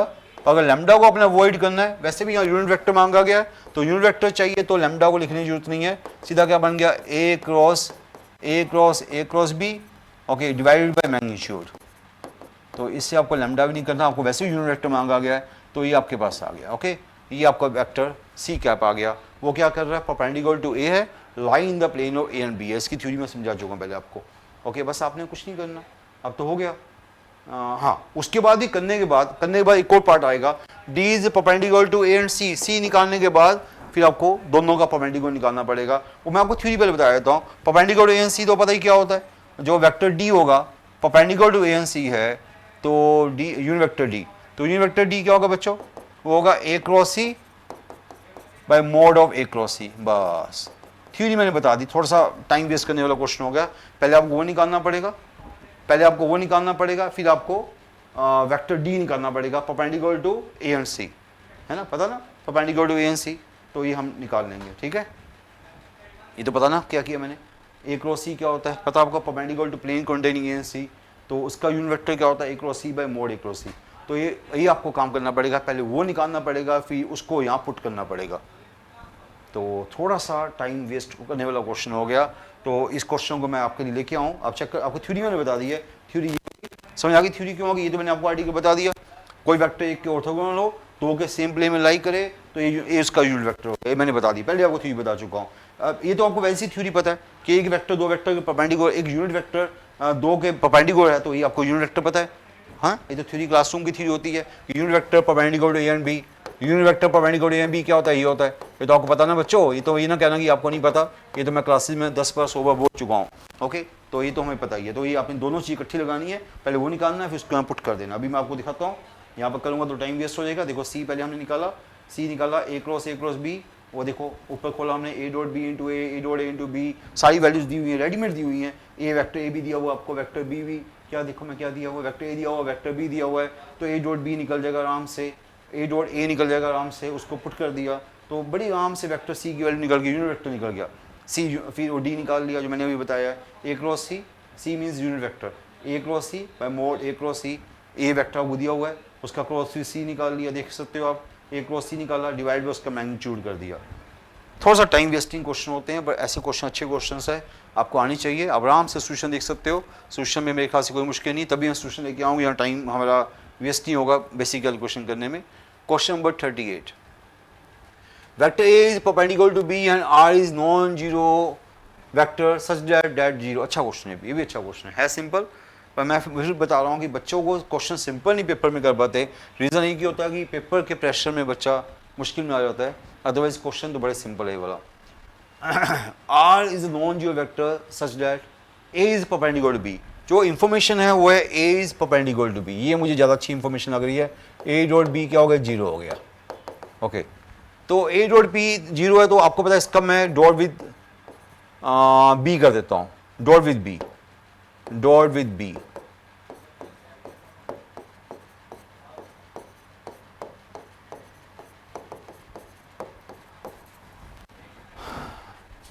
Dot with B कर दिया। उसका फायदा क्या होगा, ए डॉट बी जीरो है तो वाला पार्ट जीरो हो जाएगा, तो ओनली ये पार्ट बचेगा, P into R dot B is equal to C dot B. तो P की वैल्यू तो मेरे पास आ गई है, P की वैल्यू यहाँ से क्या आ गई, P की वैल्यू आ गई C dot B by R dot B. P की वैल्यू को यहाँ हम डाल देते हैं, तो P की वैल्यू को डाल दिया, P की वैल्यू नहीं डालते क्योंकि चॉइसेस में P भी है, तो P की वैल्यू को डाल के हमारे पास या इसको हम डालते हैं, वेक्टर R हमें चाहिए, वेक्टर R हमें चाहिए, तो vector R dot B, vector R dot B की वैल्यू डालते हैं, राइट, दैट्स बेटर। देखो वेक्टर आर डॉट बी की वैल्यू यहाँ डालते हैं क्योंकि पी तो हमें चॉइस में चाहिए। आर डॉट बी क्या होगा, C dot B, C dot B अपना देखा करो क्या रिक्वायरमेंट है, बाय दिस पी। हमने आर डॉट बी डालना है, रीजन बीइंग की चॉइसेस में पी है, आर डॉट बी में चॉइसेस में नहीं दिखा, तो आर डॉट बी हम यहाँ डाल देंगे, इसमें वापस आर डॉट बी की वैल्यू यहाँ डालते हैं क्वेश्चन में, तो आर डॉट बी डालते हैं तो क्या बनता है, ये क्या बनता है हमारे पास, ये बनेगा P into R vector, R dot B की वैल्यू डाल दी मैंने, C dot B, C dot B by P, okay, into vector A था is equal to C vector. हमने क्या किया, सिंपल आर डॉट बी की वैल्यू डाली है, आर डॉट बी की वैल्यू यहाँ से निकाल के यहाँ डाल दी, आर डॉट बी यहाँ से निकाल के यहाँ डाल दिया। चेक करो एक बार चेक करो, आर डॉट बी की वैल्यू डाल दी, कुछ नहीं किया, आर डॉट बी की वैल्यू डाली हमने, कुछ नहीं किया खास। तो अब आप देख सकते हो सेटिंग वाला क्वेश्चन आ गया मेरे ख्याल से। अब जो आंसर आएगा by P by vector R चाहिए, हाँ वेक्टर आर चाहिए, तो वेक्टर आर बस पी को नीचे डिवाइड कर दो, तो वेक्टर आर चाहिए तो पी नीचे डिवाइड हुआ, C by P minus C dot P B vector A by P square, P से डिवाइड कर दिया, इसको उधर ले गए, तो ये हमारे पास आंसर आ गया। मैं देखूँ कुछ चॉइस में है, C by P, C dot B by A by P square, answer first choice. ये बच्चा बस मुश्किल में फंस जाता है, ए बी पी जो चक्कर में है वो आपको डालना चक्कर में, पी आर बी ए, बच्चा इसी नोटेशन में फंस जाता है। तो इवन मुझे भी थोड़ा सा लगा था, मैंने भी शुरू में क्या किया, पी की वैल्यू डालने लग गया था मैं, तो बाद में देखा पी की वैल्यू नहीं डालनी क्योंकि चॉइस में पी दिया हुआ है, तो मैंने आर डॉट बी की वैल्यू यहाँ से निकाल दी और यहाँ डाल दी, कुछ नहीं किया, आर डॉट बी निकाला, आर डॉट बी डाला। इतना सिंपल क्वेश्चन था, पर देखने में, और कई बार मैंने बोला ना, जब कोई चीज़ मुश्किल लगती है तो छोटी सी बात ही मुश्किल लगनी शुरू हो जाती है, अदरवाइज क्वेश्चन इतना सिंपल था, आप देख ही रहे हो कितना सिंपल क्वेश्चन था। Question number 39, A cross B is equal to C, B cross C is equal to A, बिल्कुल वही क्वेश्चन जो हमने पीछे किया था, बिल्कुल इसी टाइप का क्वेश्चन है, तो थोड़ा सा दिमाग लगाओ, ये अच्छी टाइप है। पहली बात कोई पूछे कि ए क्रॉस बी इक्वल टू सी है, तो इसका मीनिंग क्या होता है बच्चों? इस चीज़ को ना कई बार आपने यूज़ करना है, तो इस चीज़ आपको याद होनी चाहिए। अगर एक वेक्टर दूसरे का क्रॉस के इक्वल है तो C is perpendicular to both A and B। C is perpendicular to both A and B. Similarly, A is perpendicular to both B and C. भाई ये तो आपको पता ना क्रॉस का मीनिंग क्या होता है? क्रॉस का मीनिंग होता है perpendicular to both A and B. तो C is perpendicular to both A and B. A is perpendicular to both B and C. तो इसका मतलब A, B, C तीनों एक दूसरे का perpendicular हो गए। C is perpendicular to A and B. A is perpendicular to B and C. तो तीनों वेक्टर दूसरे का perpendicular हो गए। तो A, B, C are orthogonal vectors in pairs.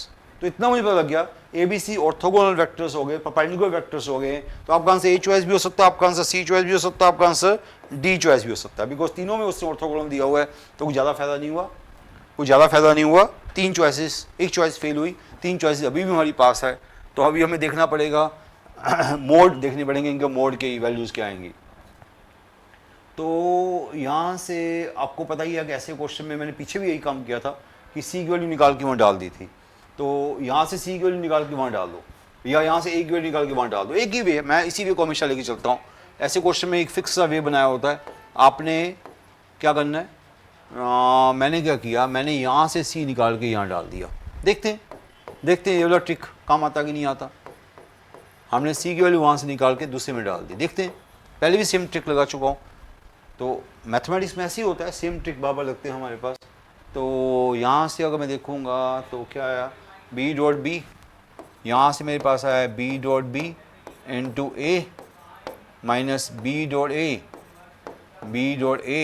Into B is equal to vector A. ये trick को देख लो, ट्रिक को दो जगह लगा चुके हो आज आप। तो ट्रिक आपको आना चाहिए कि वहाँ से निकाल के वहाँ डाल दो, वहाँ से निकाल के वहाँ डाल दो, आपकी मर्जी है। दोनों को कंपेयर किया, वेक्टर ए का कोएफिशिएंट 1 है, वेक्टर ए का कोएफिशिएंट बी डॉट बी है, तो बी डॉट बी 1 आ गया, तो मोड बी स्क्वायर 1 आ गया, तो मोड बी 1 आ गया बच्चों। तो बिना कोई एफर्ट्स किए मोड बी 1 आ गया। मोड बी 1 इस चॉइस में है, मोड बी 1 इस चॉइस में नहीं है, तो ये फेल हो गई। और यहाँ मुझे नहीं समझ आ रहा सी चॉइस होगी कि नहीं होगी, और दो चॉइस बची हैं। ओके, तो मोड बी 1 आ गया। तो दूसरी बात भी आपको पता है कि ए डॉट बी आपका बी का वेक्टर बी यहाँ नहीं है, तो ए डॉट बी बिल्कुल वही चीज़ मैं कर चुका हूँ। ए डॉट बी 0 आ गया, ए ओ बी तो उसका कोई फ़ायदा नहीं हुआ। ए डॉट बी 0 आ गया तो उसका कोई फ़ायदा नहीं होगा, क्योंकि ए डॉट बी 0 है। तो और परपेंडिकुलर हमें पहले पता कि ए डॉट बी 0 है। अभी तक हमारे हाथ में mod A equal to mod C अभी तक हमारे हाथ में नहीं आया, वो हमें देखना पड़ेगा mod A equal to mod C है कि mod A not equal to mod C है। तो इसके लिए हमें क्या करना पड़ेगा, कुछ नहीं, सिंपल सा किसी एक को इस पहले वाले को खोल देते हैं। बिल्कुल वही ट्रिक लग रहा है, मुझे तो वही क्वेश्चन याद आ रहा है जो हम पीछे कर चुके हैं, तो मैं उसी ट्रिक को लगा रहा हूँ। मैं इसको खोला तो ये क्या बन गया, ए बी साइन थीटा, ये क्या बन गया मोड सी। तो sine 90 angle between those two are perpendicular, तो साइन 90 तो वैसे ही 1 है, तो मोड बी तो वैसे ही 1 है। मोड बी क्या है, मोड बी 1 है, तो a into one is equal to C. तो a is equal to C आ गया, a is equal to C भी आ गया, तो डेफिनेटली आंसर फर्स्ट चॉइस। तो कहने का मतलब है कि क्वेश्चन जो है वो फर्स्ट चॉइस में बैठ गया। तो कहने का मतलब है कि क्वेश्चन देखने में उतनी मुश्किल लग रहे हैं कि पता नहीं क्या होगा, पर सेम ट्रिक आप कई क्वेश्चन में लगा रहे हो। उसमें भी सेम ट्रिक था, यहाँ भी बिल्कुल सेम ट्रिक का। पिछला क्वेश्चन है, मुझे याद नहीं कौन सा क्वेश्चन, तो आप देख सकते हो बिल्कुल डिट्टो सेम ट्रिक लग रहा है। क्वेश्चन का आंसर चॉइसेस डिफरेंट थी पर ट्रिक सेम था, आइडिया सेम था। क्वेश्चन नंबर 40 तो आपको मैं कहूँगा ये तो पेन नहीं चलाना, क्योंकि आप इतनी प्रैक्टिस कर चुके हो, इसमें तो आपको पेन नहीं चलाना। ये तो आपका इतना आसान क्वेश्चन है कि आप बिना कुछ किए भी कर सकते हो दिमाग में। ये आपको पता है ए बी सी है, ऊपर न्यूमरेटर में क्या ए बी सी है, ये सी ए बी। आप इसको लिए ना पहले बना लिया करो, कोई कन्फ्यूज़न नहीं हुआ करेगी क्लॉकवाइज एंटी क्लॉकवाइज। ये सी ए बी जो है ये भी क्लॉकवाइज ही है, दोनों सेम सेम निकले। फिर ये भी ए बी सी निकला, वो भी ए बी सी निकला। बी ए सी जो है वो एंटी क्लॉकवाइज है, तो माइनस ए बी सी हो गया। वो सी ए बी जो है वो क्लॉकवाइज है और पॉजिटिव हो गया, ए बी सी हो गया, तो ये कट गया आपस में, ये 1 हो गया, वो -1 हो गया, तो आंसर 0 आ गया। जो क्लॉकवाइज है वो पॉजिटिव होंगे, जो एंटी क्लॉकवाइज है वो नेगेटिव होंगे। आपको पता है ये ए बी सी क्लॉकवाइज है, ए बी सी क्लॉकवाइज है, और नीचे क्या था सी ए बी क्लॉकवाइज था, तो दोनों सेम हो गए। बी ए सी बस एंटी क्लॉकवाइज था, वो माइनस हो गया, बाकी सारे पॉजिटिव थे, तो बीच में कट गया, 1 - 1 0 आ गया। तो very simple answer 0 first choice. बिना पेन चलाए ऐसे क्वेश्चन तो आपके लिए बड़े सिंपल क्वेश्चन हो गए। अब क्वेश्चन नंबर 41, तो ये भी बिल्कुल वही जो मैं कर चुका हूँ, बिल्कुल उसी का पार्ट दिस इज, वो मैंने निकाला था कि that A plus lambda B निकाला था, आपको याद होगा ए प्लस लैम्डा बी निकाला था, इसे तो पहले हमें बोल दिया दैट्स परपेंडिकुलर टू सी। इससे आसान क्वेश्चन क्या देगा कोई आपको, दिस इज परपेंडिकुलर का मतलब दिस डॉट सी जीरो, देखा ये कर चुके हैं ना हम लोग, ए बी दिया हुआ है तो यहाँ से टी की वैल्यू आराम से आ जाएगी, टी की वैल्यू आ जाएगी तो बस टी की वैल्यू तो चाहिए हमें। ओके इसका A plus T P dot C कर लिया, जीरो कर लिया, तो ये क्वेश्चन हम कर चुके हैं। इवन हमने काफ़ी बड़ा क्वेश्चन किया था, ए प्लस क्या किया, A plus T P, vector A दिया हुआ है, वैक्टर बी दिया हुआ है, वैक्टर सी भी दिया हुआ है, शायद सबको दिया हुआ है, सबको दिया हुआ, वैक्टर ए दिया हुआ, वैक्टर बी दिया हुआ, वैक्टर सी दिया हुआ है, तो A plus T P dot C zero की लेगा, वहाँ से टी की वैल्यू आ गई, सिंपल 8 आ गई। आप देख सकते हो सिंपलेस्ट क्वेश्चन में से एक है। क्वेश्चन नंबर 42 देखो हम टाइम वेस्ट नहीं करते बातें करने में, हम सीधा क्वेश्चन ही क्वेश्चन करते जा रहे हैं। मैं आपसे फालतू की बातें नहीं कर रहा, ना ही इतना टाइम होगा हमारे पास, रीज़न में कि हमें क्वेश्चन की क्वालिटी चाहिए। हमें आपसे बातें इस वजह से नहीं करने की टाइम वेस्ट करूँ आपका, मैं 15-20 मिनट आपको बातें करता रहूँ आपके साथ। तो हम ट्राई कर रहे हैं कि मैक्सिमम हमारी एफिशिएंसी निकले और आपको ट्रिक्स पता लगे कि क्वेश्चन में ट्रिक्स कैसे यूज़ करने हैं। Again we have vector A B, they inclined angle, तो acute angle, they inclined at acute angle. हर बच्चे को पता है कि जब एक्यूट एंगल की बात की जाती है तो there dot should be positive, कोई ऑब्टूज एंगल की बात करे तो डॉट इज नेगेटिव, या एक्यूट एंगल की बात कर रहा है तो A dot B should be positive, बस इतनी सी बात है, A dot B should be positive, but ये पहली बात है। अब इसके आगे क्वेश्चन चलेगा, इसका डॉट किया आपने, इसका डॉट किया, इसका डॉट आ गया -6 प्लस ए टाइम लॉग 3x का square plus A time log 3x, this should be positive. Okay इनका डॉट देखा हमने, log 3x आपको कंफ्यूज कर रहा है तो log 3x को t मान लो, इसको t मान लिया तो क्वाड्रेटिक बन गई है A T square plus A T -6 > 0।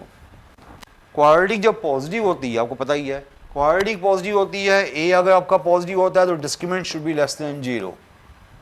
Quadratic positive है, ए पॉजिटिव है तो discriminant should be less than 0, तो इसका डिस्क्रिमिनेंट जो है वो A square -4ac should be less than 0, तो A square plus 24a should be less than 0, A square plus 24a less than 0, तो A plus 24 less than 0, so it mean A lie between, double बन गया ना हमारा, सो ए lie between क्या, ए lie between -24 to 0, तो ए lie between -24 to 0, यहाँ से क्या निकला, इंटरवल हर बच्चे को पता है, इनइक्वालिटी हर बच्चे को पता है, तो ए लाई बिटवीन -24 to 0, बट ए हमें तो पॉजिटिव पता है, बट ए इज पॉजिटिव, और हमें क्या पता अंडर क्या काम कर रहे हैं, if A is positive, A positive है और यहाँ पर ए आपका नेगेटिव आ रहा है, ये जो चीज़ कर रहे हो ए पॉजिटिव अंडर कर रहे हो, और यहाँ पर जब डी को लेस देन 0 का, बिकॉज ए पॉजिटिव है तो क्वाड्रेटिक पॉजिटिव है, ए पॉजिटिव है तो D must be less than 0, D को लेस देन 0 किया तो ए की वैल्यू आ गई लाई बिटवीन -24 to 0, पर ए इज पॉजिटिव, तो दोनों चीजें इकट्ठी कब होंगी, no this not possible,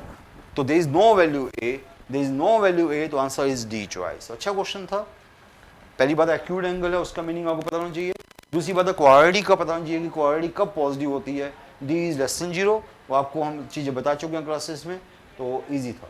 question number 43 again vector A B दिया हुआ है, एजिस ऑफ पैरेललोग्राम, तो ये तो ऐसी आसान से, area between angle between diagonals क्या होगा, दो एजिस आपको पता है तो शायद आपको पता कि डायगोनल्स क्या होती हैं, ये फर्स्ट डे आपको पता कि ये बातें हम फर्स्ट डे करते हैं, आपके वेक्टर ए ये है, वेक्टर बी ये है, तो ये पहली एज जो होगी ए प्लस बी, पहली सॉरी डायगोनल होगी ए प्लस बी, तो ये वेक्टर बी है तो ये भी वेक्टर बी है, ये वेक्टर आपका ये वाली दूसरी डायगोनल क्या होगी बताओ मुझे, तो दूसरी डायगोनल हमारे पास क्या होती है, अगर वेक्टर बी ये है तो ये डायगोनल हमारे पास क्या होगी बताओ, थ्योरी आपको पता है, हमें डायगोनल चाहिए बी डी बोलो डी बी बोलो एक ही बात है इस टाइम हमारे पास, तो बी डी क्या होगी B A plus A D, तो B A plus A D, तो सेकेंड डायगोनल हमारे पास क्या होगी B A plus A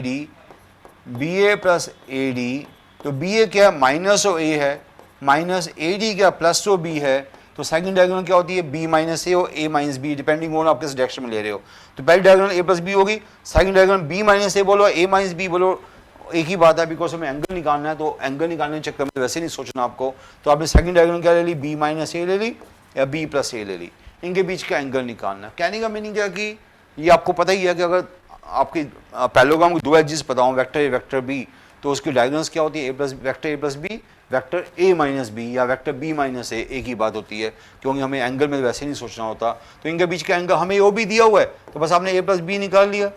A plus B यहाँ क्या हमारे पास 3i माइनस 2i हो गया, माइनस 2j हो गया, और प्लस 2 के कट गया, ये हो गया। तो a माइनस बी क्या हो बच्चों, a माइनस बी यहाँ पर हो गया 4i हो गया, और माइनस 2j हो गया, और प्लस 4k हो गया। बस इनके बीच के एंगल निकाल लो, cos थीटा क्या होगा 8 प्लस 4 बाय इनका मैग्नीट्यूड डिवाइड बाय मैग्नीट्यूड। तो इसका मैग्नीट्यूड क्या होगा, पहले का 4 प्लस दिस 2 स्क्वायर बस 2 square, this is 8, this is 16 plus 4 plus 16, तो ये हो गया 12 हो गया ऊपर, नीचे कितना हुआ √8, 32, 36, तो 36 का मीनिंग तो 6 ही हो गया। तो 2 बाई √8 थोड़ा सा, दिस इज 1/√2, 1/√2 आ गया cos थीटा। तो थीटा क्या होगा 45 डिग्री, cos थीटा 1/√2, थीटा हो गया 45 डिग्री। Answer B choice. ये बेसिक कैलकुलेशन आप कर सकते हो, बड़ी सिंपल सी कैलकुलेशन है, ये मुझे करने की जरूरत भी नहीं है, ये आप कर सकते हो। क्वेश्चन नंबर 44, अगेन बिल्कुल वही क्वेश्चन है, this three vectors are coplanar. Coplanar means की determinant is 0, determinant of the coefficients 0, तो आप कर सकते हो। Scalar product 0, determinant of the coefficient 0, तो आप देख सकते हो हमने ऐसा किया, 0 किया, ये देखो 0 कर दिया। Determinant of the coefficient, coefficient हमारे पास क्या है ये देख सकते हो, x + 1 x + 2 x + 3 x + 4 x + 5, ये सभी कोएफिशिएंट्स को 0 कर दिया, डिटरमिनेंट 0 कर दिया। उसके आगे आपकी मर्जी है, आपने ऑपरेशन लगाना तो लगाओ। ऑपरेशन लगाना ईजी है, क्योंकि अगर रो2 माइनस रो1 करोगे तो 3 बचेगा, 3 बचेगा, 3 बचेगा, और रो3 माइनस रो1 करोगे 6 बचेगा, 6 बचेगा, 6 बचेगा। उसे थोड़ी सी कैलकुलेशन इजी हो जाएगी। रो2 माइनस रो1, रो3 माइनस रो1, ये बच गया, और 2 रो आइडेंटिकल आ गई, ये 2 3 बार आया 1 1 1 हो गया, 6 बार आया 1 1 हो गया, डिटरमिनेंट की वैल्यू 0 आ गई।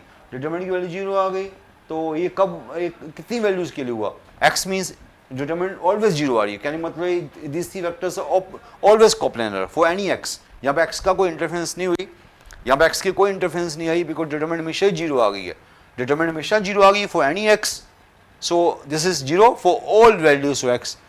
x की वैल्यू मैटर नहीं करती, बिकॉज डिटरमिनेंट हमेशा 0 आ रही है, so these are always coplanar. Okay, very simple question. Question number 45, if A is a vector of magnitude 50 collinear with that makes acute angle with the positive direction of z axis, then vector A क्या होगा। ऐसे question बच्चे को confuse कर देते हैं, बस question आसान होते हैं। Vector A is vector magnitude 50 collinear with B, तो मैग्नीट्यूड 50 है, कोलिनियर विद B है, makes angle acute angle with the positive direction of, आपको पहले वेक्टर ए निकालना पड़ेगा, वेक्टर ए निकालना पड़ेगा, उसका मैग्नीट्यूड गिवन है, उसकी डायरेक्शन भी गिवन है, ये इसकी डायरेक्शन होगी, ये इसका मैग्नीट्यूड हो गया। तो आपको पता है जब वेक्टर का मैग्नीट्यूड गिवन हो, वेक्टर की डायरेक्शन गिवन हो, तो वेक्टर क्या होता है, वेक्टर होता क्या, वेक्टर कैसे निकालते हैं, मैग्नीट्यूड इनटू डायरेक्शन। मैग्नीट्यूड, ये मैग्नीट्यूड है, इसकी डायरेक्शन है, तो मैग्नीट्यूड तो हमें 50 दिया हुआ है, उसकी तो कोई टेंशन हमें नहीं है, मैग्नीट्यूड में 50 दिया हुआ है, हमें सिर्फ उसकी डायरेक्शन निकालनी, उसकी डायरेक्शन अलोंग दिस, उसकी डायरेक्शन अलोंग दिस मीन्स क्या हो जाएगा बी कैप, ये वेक्टर ए निकल जाएगा, उसकी डायरेक्शन अलोंग दिस है, तो बी कैप निकालना पड़ेगा। बी कैप क्या होता है आपको पता ही है, थोड़ा सा टाइम वेस्ट होगा, क्योंकि उसके यूनिट वेक्टर निकालने पड़ेंगे, तो यूनिट वेक्टर निकालने में टाइम वेस्ट होगा थोड़ा सा, क्योंकि वो थोड़ा सा फ्रैक्शनल में आ जाएगा।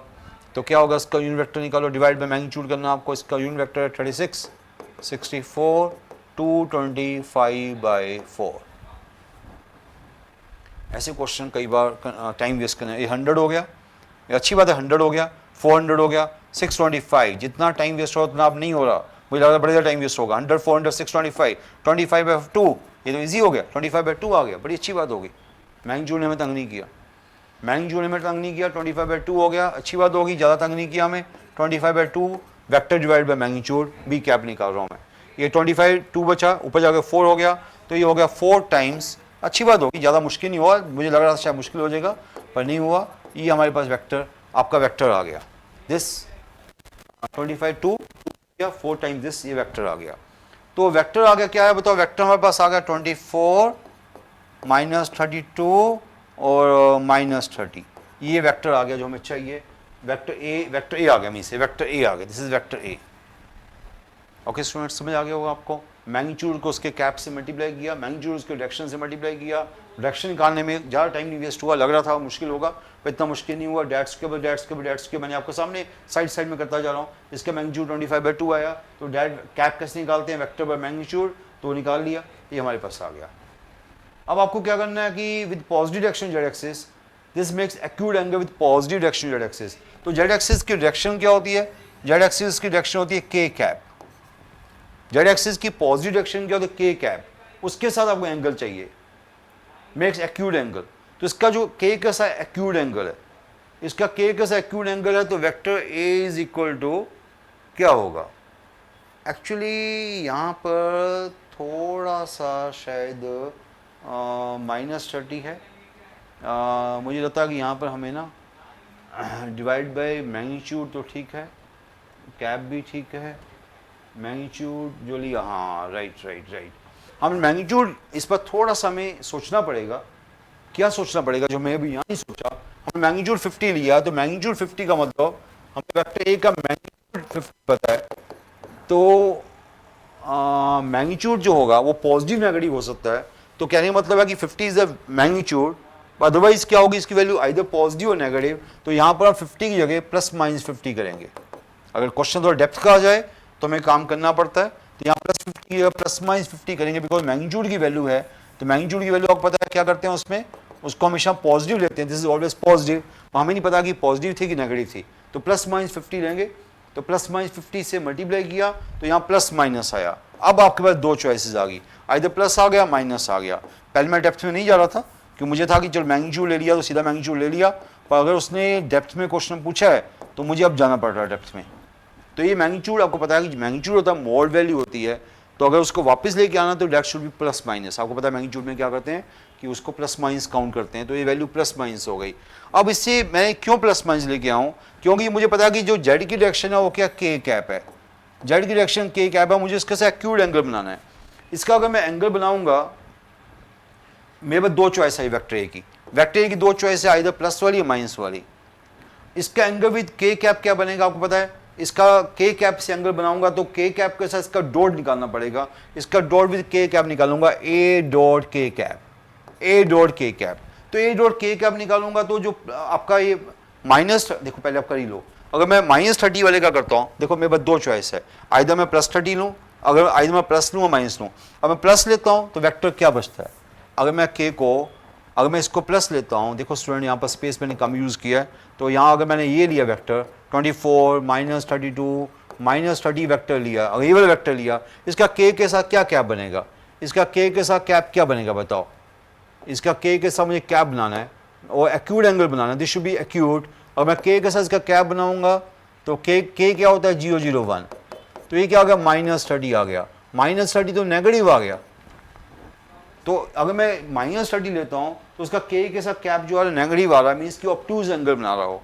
अगर यहाँ -30 लेता हूँ बार प्लस लेता हूँ, ये -30 तो है ही है, तो -30 तो है ही है, अगर मैं बार प्लस लेता हूँ, जैसे यहाँ पर प्लस लिया, तो एंगल जो के कैप के साथ है along the direction of Z axis, along the direction of positive direction of Z axis, means कि के कैप, उसके साथ एंगल क्या आ गया, डॉट इसके साथ नेगेटिव आ गया, तो एंगल ऑब्ट्यूज आ गया। तो ये आपका जो पॉजिटिव वाला है वो पास नहीं होगा, पॉजिटिव वाले से आपका एंगल क्या होगा, ऑब्ट्यूज आ गया। अगर मैं वेक्टर ए को लेता हूँ, अगर वेक्टर ए को मैं लेता हूँ, क्या लेता हूँ मैं, वेक्टर ए को माइनस आगे लेके लेता हूँ, माइनस आगे लेके मीन्स कि -24 क्या लेते हैं, -24 +32 एंड साथ में +30, इसके साथ लेता हूँ मैं। आप देख सकते हो कि आप एंगल, अब ये 30 आ रहा है, 30 मीन्स कि डॉट इज पॉजिटिव, ये 30 आ रहा है तो डॉट पॉजिटिव आ गया, तो जिसके साथ डॉट पॉजिटिव आ गया means now angle is acute, हमें एंगल एक्यूट चाहिए, तो इसका मतलब मुझे +30 लेना होगा। वो यहाँ पर के का जो ये है, जो जेड कंपोनेंट है वो पॉजिटिव लेना होगा। वही जेड कंपोनेंट पॉजिटिव कब आएगा, जब बाद में नेगेटिव लूँगा। तो जेड कंपोनेंट पॉजिटिव वाला आंसर मैं क्या देख रहा हूँ, -24, आंसर क्या होगा, -24 +32 +30, -24 ये वाला, ये होगा -24 32 +30, ये पहले वाला नहीं होगा कि उसके साथ जब एंगल करोगे तो आपको दिख ही रहा है, उसका के साथ एंगल करोगे तो ये नेगेटिव आ जाएगा, इसका साथ के साथ एंगल करोगे ये भी नेगेटिव आ जाएगा, पर ये तो है ही नहीं, तो आंसर क्या हुआ, नन ऑफ दिस। ये एक्चुअल आंसर ये हुआ -24 32 30, कोई सी चॉइस में नहीं है। तो ठीक है, ये समझ आ गया आपको, क्योंकि यहाँ पर थोड़ा सा मुश्किल आ गई थी कि मैंने मोड ए को पॉजिटिव ले लिया था, वो तो लेते ही हमेशा, पर यहाँ पर आपकी चॉइसेस की वजह से मुझे उसको एक बार पॉजिटिव लेना पड़ा, एक बार नेगेटिव लेना पड़ा। ओके, नाउ अब कौन सा क्वेश्चन है? लास्ट क्वेश्चन मोस्ट प्रोबेबली रह गया हमारा आज, 46 क्वेश्चन। 46 क्वेश्चन अच्छा क्वेश्चन है। अभी वेक्टर ए दिया हुआ, वेक्टर बी दिया हुआ, वेक्टर वाई तो हमें पता ही है, ये निमसेट में भी ऐसा क्वेश्चन आ चुका हुआ है, पर अच्छी टाइप है। जिन्होंने टाइप नहीं की हुई उनको पता होना चाहिए। वेक्टर क्या लिया, वेक्टर ए दिया हुआ, वेक्टर बी दिया हुआ, vector form of component A along B. तो ये आर्टिकल है vector form of component A along B. ये क्वेश्चन जब कभी आया था निमसेट में पहली बार तो बच्चों को बड़ी प्रॉब्लम आई थी। ये आर्टिकल है component A along B, component A along B. ये वेक्टर बी है, ये वेक्टर ए है। तो ए का अलोंग बी कंपोनेंट क्या होता है, वो एक्चुअल क्या होता है? ए का अलोंग बी कंपोनेंट क्या होता है? वो होता है mod A cos theta. Actual theory क्या है? ए का अलोंग बी कंपोनेंट क्या है? Mod A cos theta, mod A cos theta. तो मॉड ए कॉस थीटा क्या होता है? मॉड ए कॉस थीटा होता है A dot B by mod B, ये होता है। ओके, ये तो हमें पता है, कंपोनेंट हो गया। उसने vector form of the component पूछा है, vector form of the component. ये तो हमने मैग्नीट्यूड निकाल लिया, ये तो मैग्नीट्यूड निकाल लिया, हमें इसका वेक्टर फॉर्म चाहिए। वेक्टर फॉर्म मींस कि अलोंग दिस, तो इसका अलोंग क्या करना होगा? अलोंग दिस जा रहा है, वेक्टर की बी की डायरेक्शन में जा रहा है। अगर हमें वेक्टर कंपोनेंट, ये तो मैग्नीट्यूड हुआ, अगर इसकी डायरेक्शन भी निकालनी पड़ेगी तो इसको मल्टीप्लाई विद डायरेक्शन। किसकी डायरेक्शन? बी की डायरेक्शन। तो बी की डायरेक्शन है क्या? That vector by magnitude. इस वेक्टर ये क्या, बी की डायरेक्शन क्या होती? B cap. बी की डायरेक्शन क्या होती? B cap. Vector by magnitude, इससे मल्टीप्लाई कर दिया, ये मैग्नीट्यूड था, उसको डायरेक्शन से मल्टीप्लाई कर दिया तो वेक्टर कंपोनेंट आ गया। अगर ओनली उसने मैग्नीट्यूड मांगा होता तो ये मैग्नीट्यूड, वेक्टर कंपोनेंट मांगा है तो मल्टीप्लाई विद दिस। तो फार्मूला आपके पास क्या बन गया? हमेशा के लिए फार्मूला याद कर लो, ए डॉट, बच्चों को फार्मूला याद होता है, A dot B into B vector by mod B square. बच्चों को ये फार्मूला याद होता है, आपकी मर्जी है, आपने याद करना, फार्मूला याद करो। अगर आपने समझना है तो मैंने समझाने की ट्राई की है। Component of vector, component of A along B, vector component. Okay, पहले हमने कंपोनेंट निकाला, उसको वेक्टर करना है तो मल्टीप्लाई डॉट विद क्या करना है? Multiply with unit vector along B, unit vector along B, उससे मल्टीप्लाई कर दिया तो उसका वेक्टर कंपोनेंट आ गया। अब कुछ नहीं है, वेक्टर ए दिया हो, वेक्टर बी दिया हो, ए डॉट बी निकाल लो और डिवाइड बाय मोड बी भी निकाल लो, वेक्टर बी भी है, सब कुछ रेडीमेड। अब तो सब कुछ रेडीमेड डालना आपने, ठीक है। बस ये फार्मूला पता होना चाहिए। फार्मूला देख लिया आप लोगों ने, फार्मूला देख लिया तो अब तो आगे आपको बताइए, ए डॉट बी निकाला, ए डॉट बी निकालो आप, निकालना आपको आता है, डिवाइड बाय मोड बी का स्क्वायर, मोड बी क्या होगा? 5 आ रहा होगा शायद, वेक्टर बी भी दिया हुआ, इसी का आंसर आ गया, आपको कुछ नहीं करना। ओके, बस आपको वे पता होना चाहिए क्या वे है, उसका आगे कुछ नहीं करना। 47 क्वेश्चन में भी आज का लास्ट क्वेश्चन ही होगा। In the trapezoid of the vector BC is that we will पूरी लाइन लिखी हुई, पता नहीं पूरी लाइन नहीं लिखी हुई, कोई बात नहीं। Find then P is equal to that is equal to with AD, P is equal to that, थोड़ी सी लाइन में कुछ मिस हो रहा है, कोई बात नहीं। मैथमेटिकल डाटा पूरा दिया हुआ है, मैथमेटिकल डाटा दिया हुआ है, बाकी बस न्यूमेरिकल थ्योरेटिकल डाटा थोड़ा मिस कर गया हो, एक छोटा सा कोई वर्ड वुड मिस कर गया होगा कोई, वो हमें चाहिए म्यू और लैम्डा का रिलेशनशिप चाहिए बस। क्वेश्चन को देख लो पहले आराम से आप। Vector B C is equal lambda time A D, हमें आंसर चाहिए लैम्डा म्यू का रिलेशनशिप। पी हमें दिया हुआ ए डी में, पी दिया हुआ ए डी में, अगर इसको मैं ए डी में ले आया, इस पूरे को ए डी में ले आया, म्यू कहाँ है? म्यू कहाँ दिख रहा मुझे? पी दिया म्यू ए डी में, पी तो म्यू ए डी में है, अगर इसको भी मैं ए डी में ले आया तो क्वेश्चन मेरा खत्म हो सकता है। थोड़ा सा दिमाग लगाना पड़ता है इस क्वेश्चन में, मुझे करना क्या है। तो ऐसा करते हैं, ए डी में लेके आने के लिए ये ए डी दिया हुआ है, तो इस बी डी को तोड़ देते हैं, ए सी प्लस बी सी वाला प्लस सी डी। हमने बी डी को तोड़ दिया, B C plus C D कर लिया, उससे फ़ायदा क्या होगा? A C plus C D, A C plus C D क्या बन गया? ए डी बन गया, ए डी आ गया, प्लस बी सी भी क्या है? बी सी भी लैम्डा टाइम ए डी है, दोनों ए डी बन गए। देखो मेरा टारगेट था उसको ए डी बनाना, क्यों ए डी बनाना टारगेट था?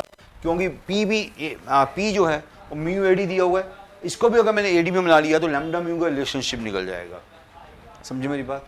तो हमने बी डी को तोड़ा B C plus C D करके, यहाँ हिंट मिल गया था हमें, B C plus C D करके, तो A C plus C D A D हो गया, बी सी की वैल्यू भी लैम्डा ए डी होगी, means lambda plus one A D बन गया। क्या बना ये क्या था? ये पी था, पी ये बन गया, वो पी। तो ये वाला पी क्या है? दूसरा जो पी दिया आसो पी में क्या दिया हुआ, पी में दिया हुआ म्यू एडी। अब तो आपको समझ आ गया, दोनों पी सेम सेम है, तो लैम्डा बस 1 क्या बन गया, lambda plus 1 AD mu AD, दोनों का क्या बन गया बच्चों, बताओ मुझे क्या बन गया, lambda plus 1 is equal to now mu, तो ये दोनों को इक्वल कर दिया, तो lambda plus 1 is equal to mu, तो आपका आंसर आ गया, क्या आया, lambda plus 1 is equal to mu, yes answer first choice. तो आप देख सकते हो कि कुछ हमने क्वेश्चंस किए अप टू, जो हमने 47 टोटल क्वेश्चंस किए हैं 2 लेक्चर्स में। मुझे तो 47 क्वेश्चन में से कुछ क्वेश्चन ऐसे लग रहे हैं जो मोस्ट एक्सपेक्टेड क्वेश्चंस है, कभी भी निमसेट में आ सकते हैं। 4-5 क्वेश्चन तो आ भी चुके हैं इसमें से, पर बाकी क्वेश्चन भी हमने उसी टाइप के लिए हैं। ब्रह्मस्त्र सीरीज 1 थी है, अभी ये एवरेज थी, सिंपल एवरेज थी, मैं नहीं कहूँगा सिंपल, तो नहीं कहूँगा, एवरेज कह सकता हूँ मैं। बट अब जो आगे आएंगे इससे भी थोड़े से अच्छे क्वेश्चन आ सकते हैं, बट टफ नहीं आएंगे, क्योंकि हम निमसेट की तैयारी के लिए बात कर रहे हैं, तो निमसेट में ऐसे क्वेश्चन नहीं डालेंगे जो बिल्कुल टफेस्ट IIT एडवांस के क्वेश्चन होंगे। हम IIT एडवांस के क्वेश्चन शायद नहीं डालेंगे, रीज़न मीन कि जो आया नहीं उसको डालने को ज़्यादा फायदा नहीं होगा। हम मे भी 2-4 क्वेश्चन का आपको मैं हिंट दे दूंगा, मान लो मुझे लगा कि ये क्वेश्चन है तो IIT एडवांस के, पर इतने टफ नहीं थे, बाकी क्वेश्चन जो है सारे IIT मेंस के हैं, AIEEE के हैं, तो इन क्वेश्चन एक बार रिवाइज करो, आपको कई डिफरेंट आइडियाज़ मिलेंगे आज के क्वेश्चन में। ये भी देखो अच्छा आइडिया था इस क्वेश्चन में भी, और मुझे वो वाला बड़ा अच्छा आइडिया लगा कि vector lie in the plane, coplanar to 1 vector, lie in the plane of 2 vector, वो भी अच्छा आइडिया। ऐसे 3-4 हमने ऐसी नई नई बातें मीन्स की कुछ अच्छे आइडियाज़ निकालने हैं बीच में से, और कुछ करने का वे बताया आपको कि ऐसे क्वेश्चन को कैसे ब्रेक करना है। 47 क्वेश्चन में से अबाउट 30 क्वेश्चन वैसे जो थे जो सच में अच्छे क्वेश्चन थे। इन क्वेश्चन को रिवाइज करो एक बार, फिर हम ब्रह्मस्त्र 2 सीरीज भी आपके पास लेके आएंगे। Thank you students, okay.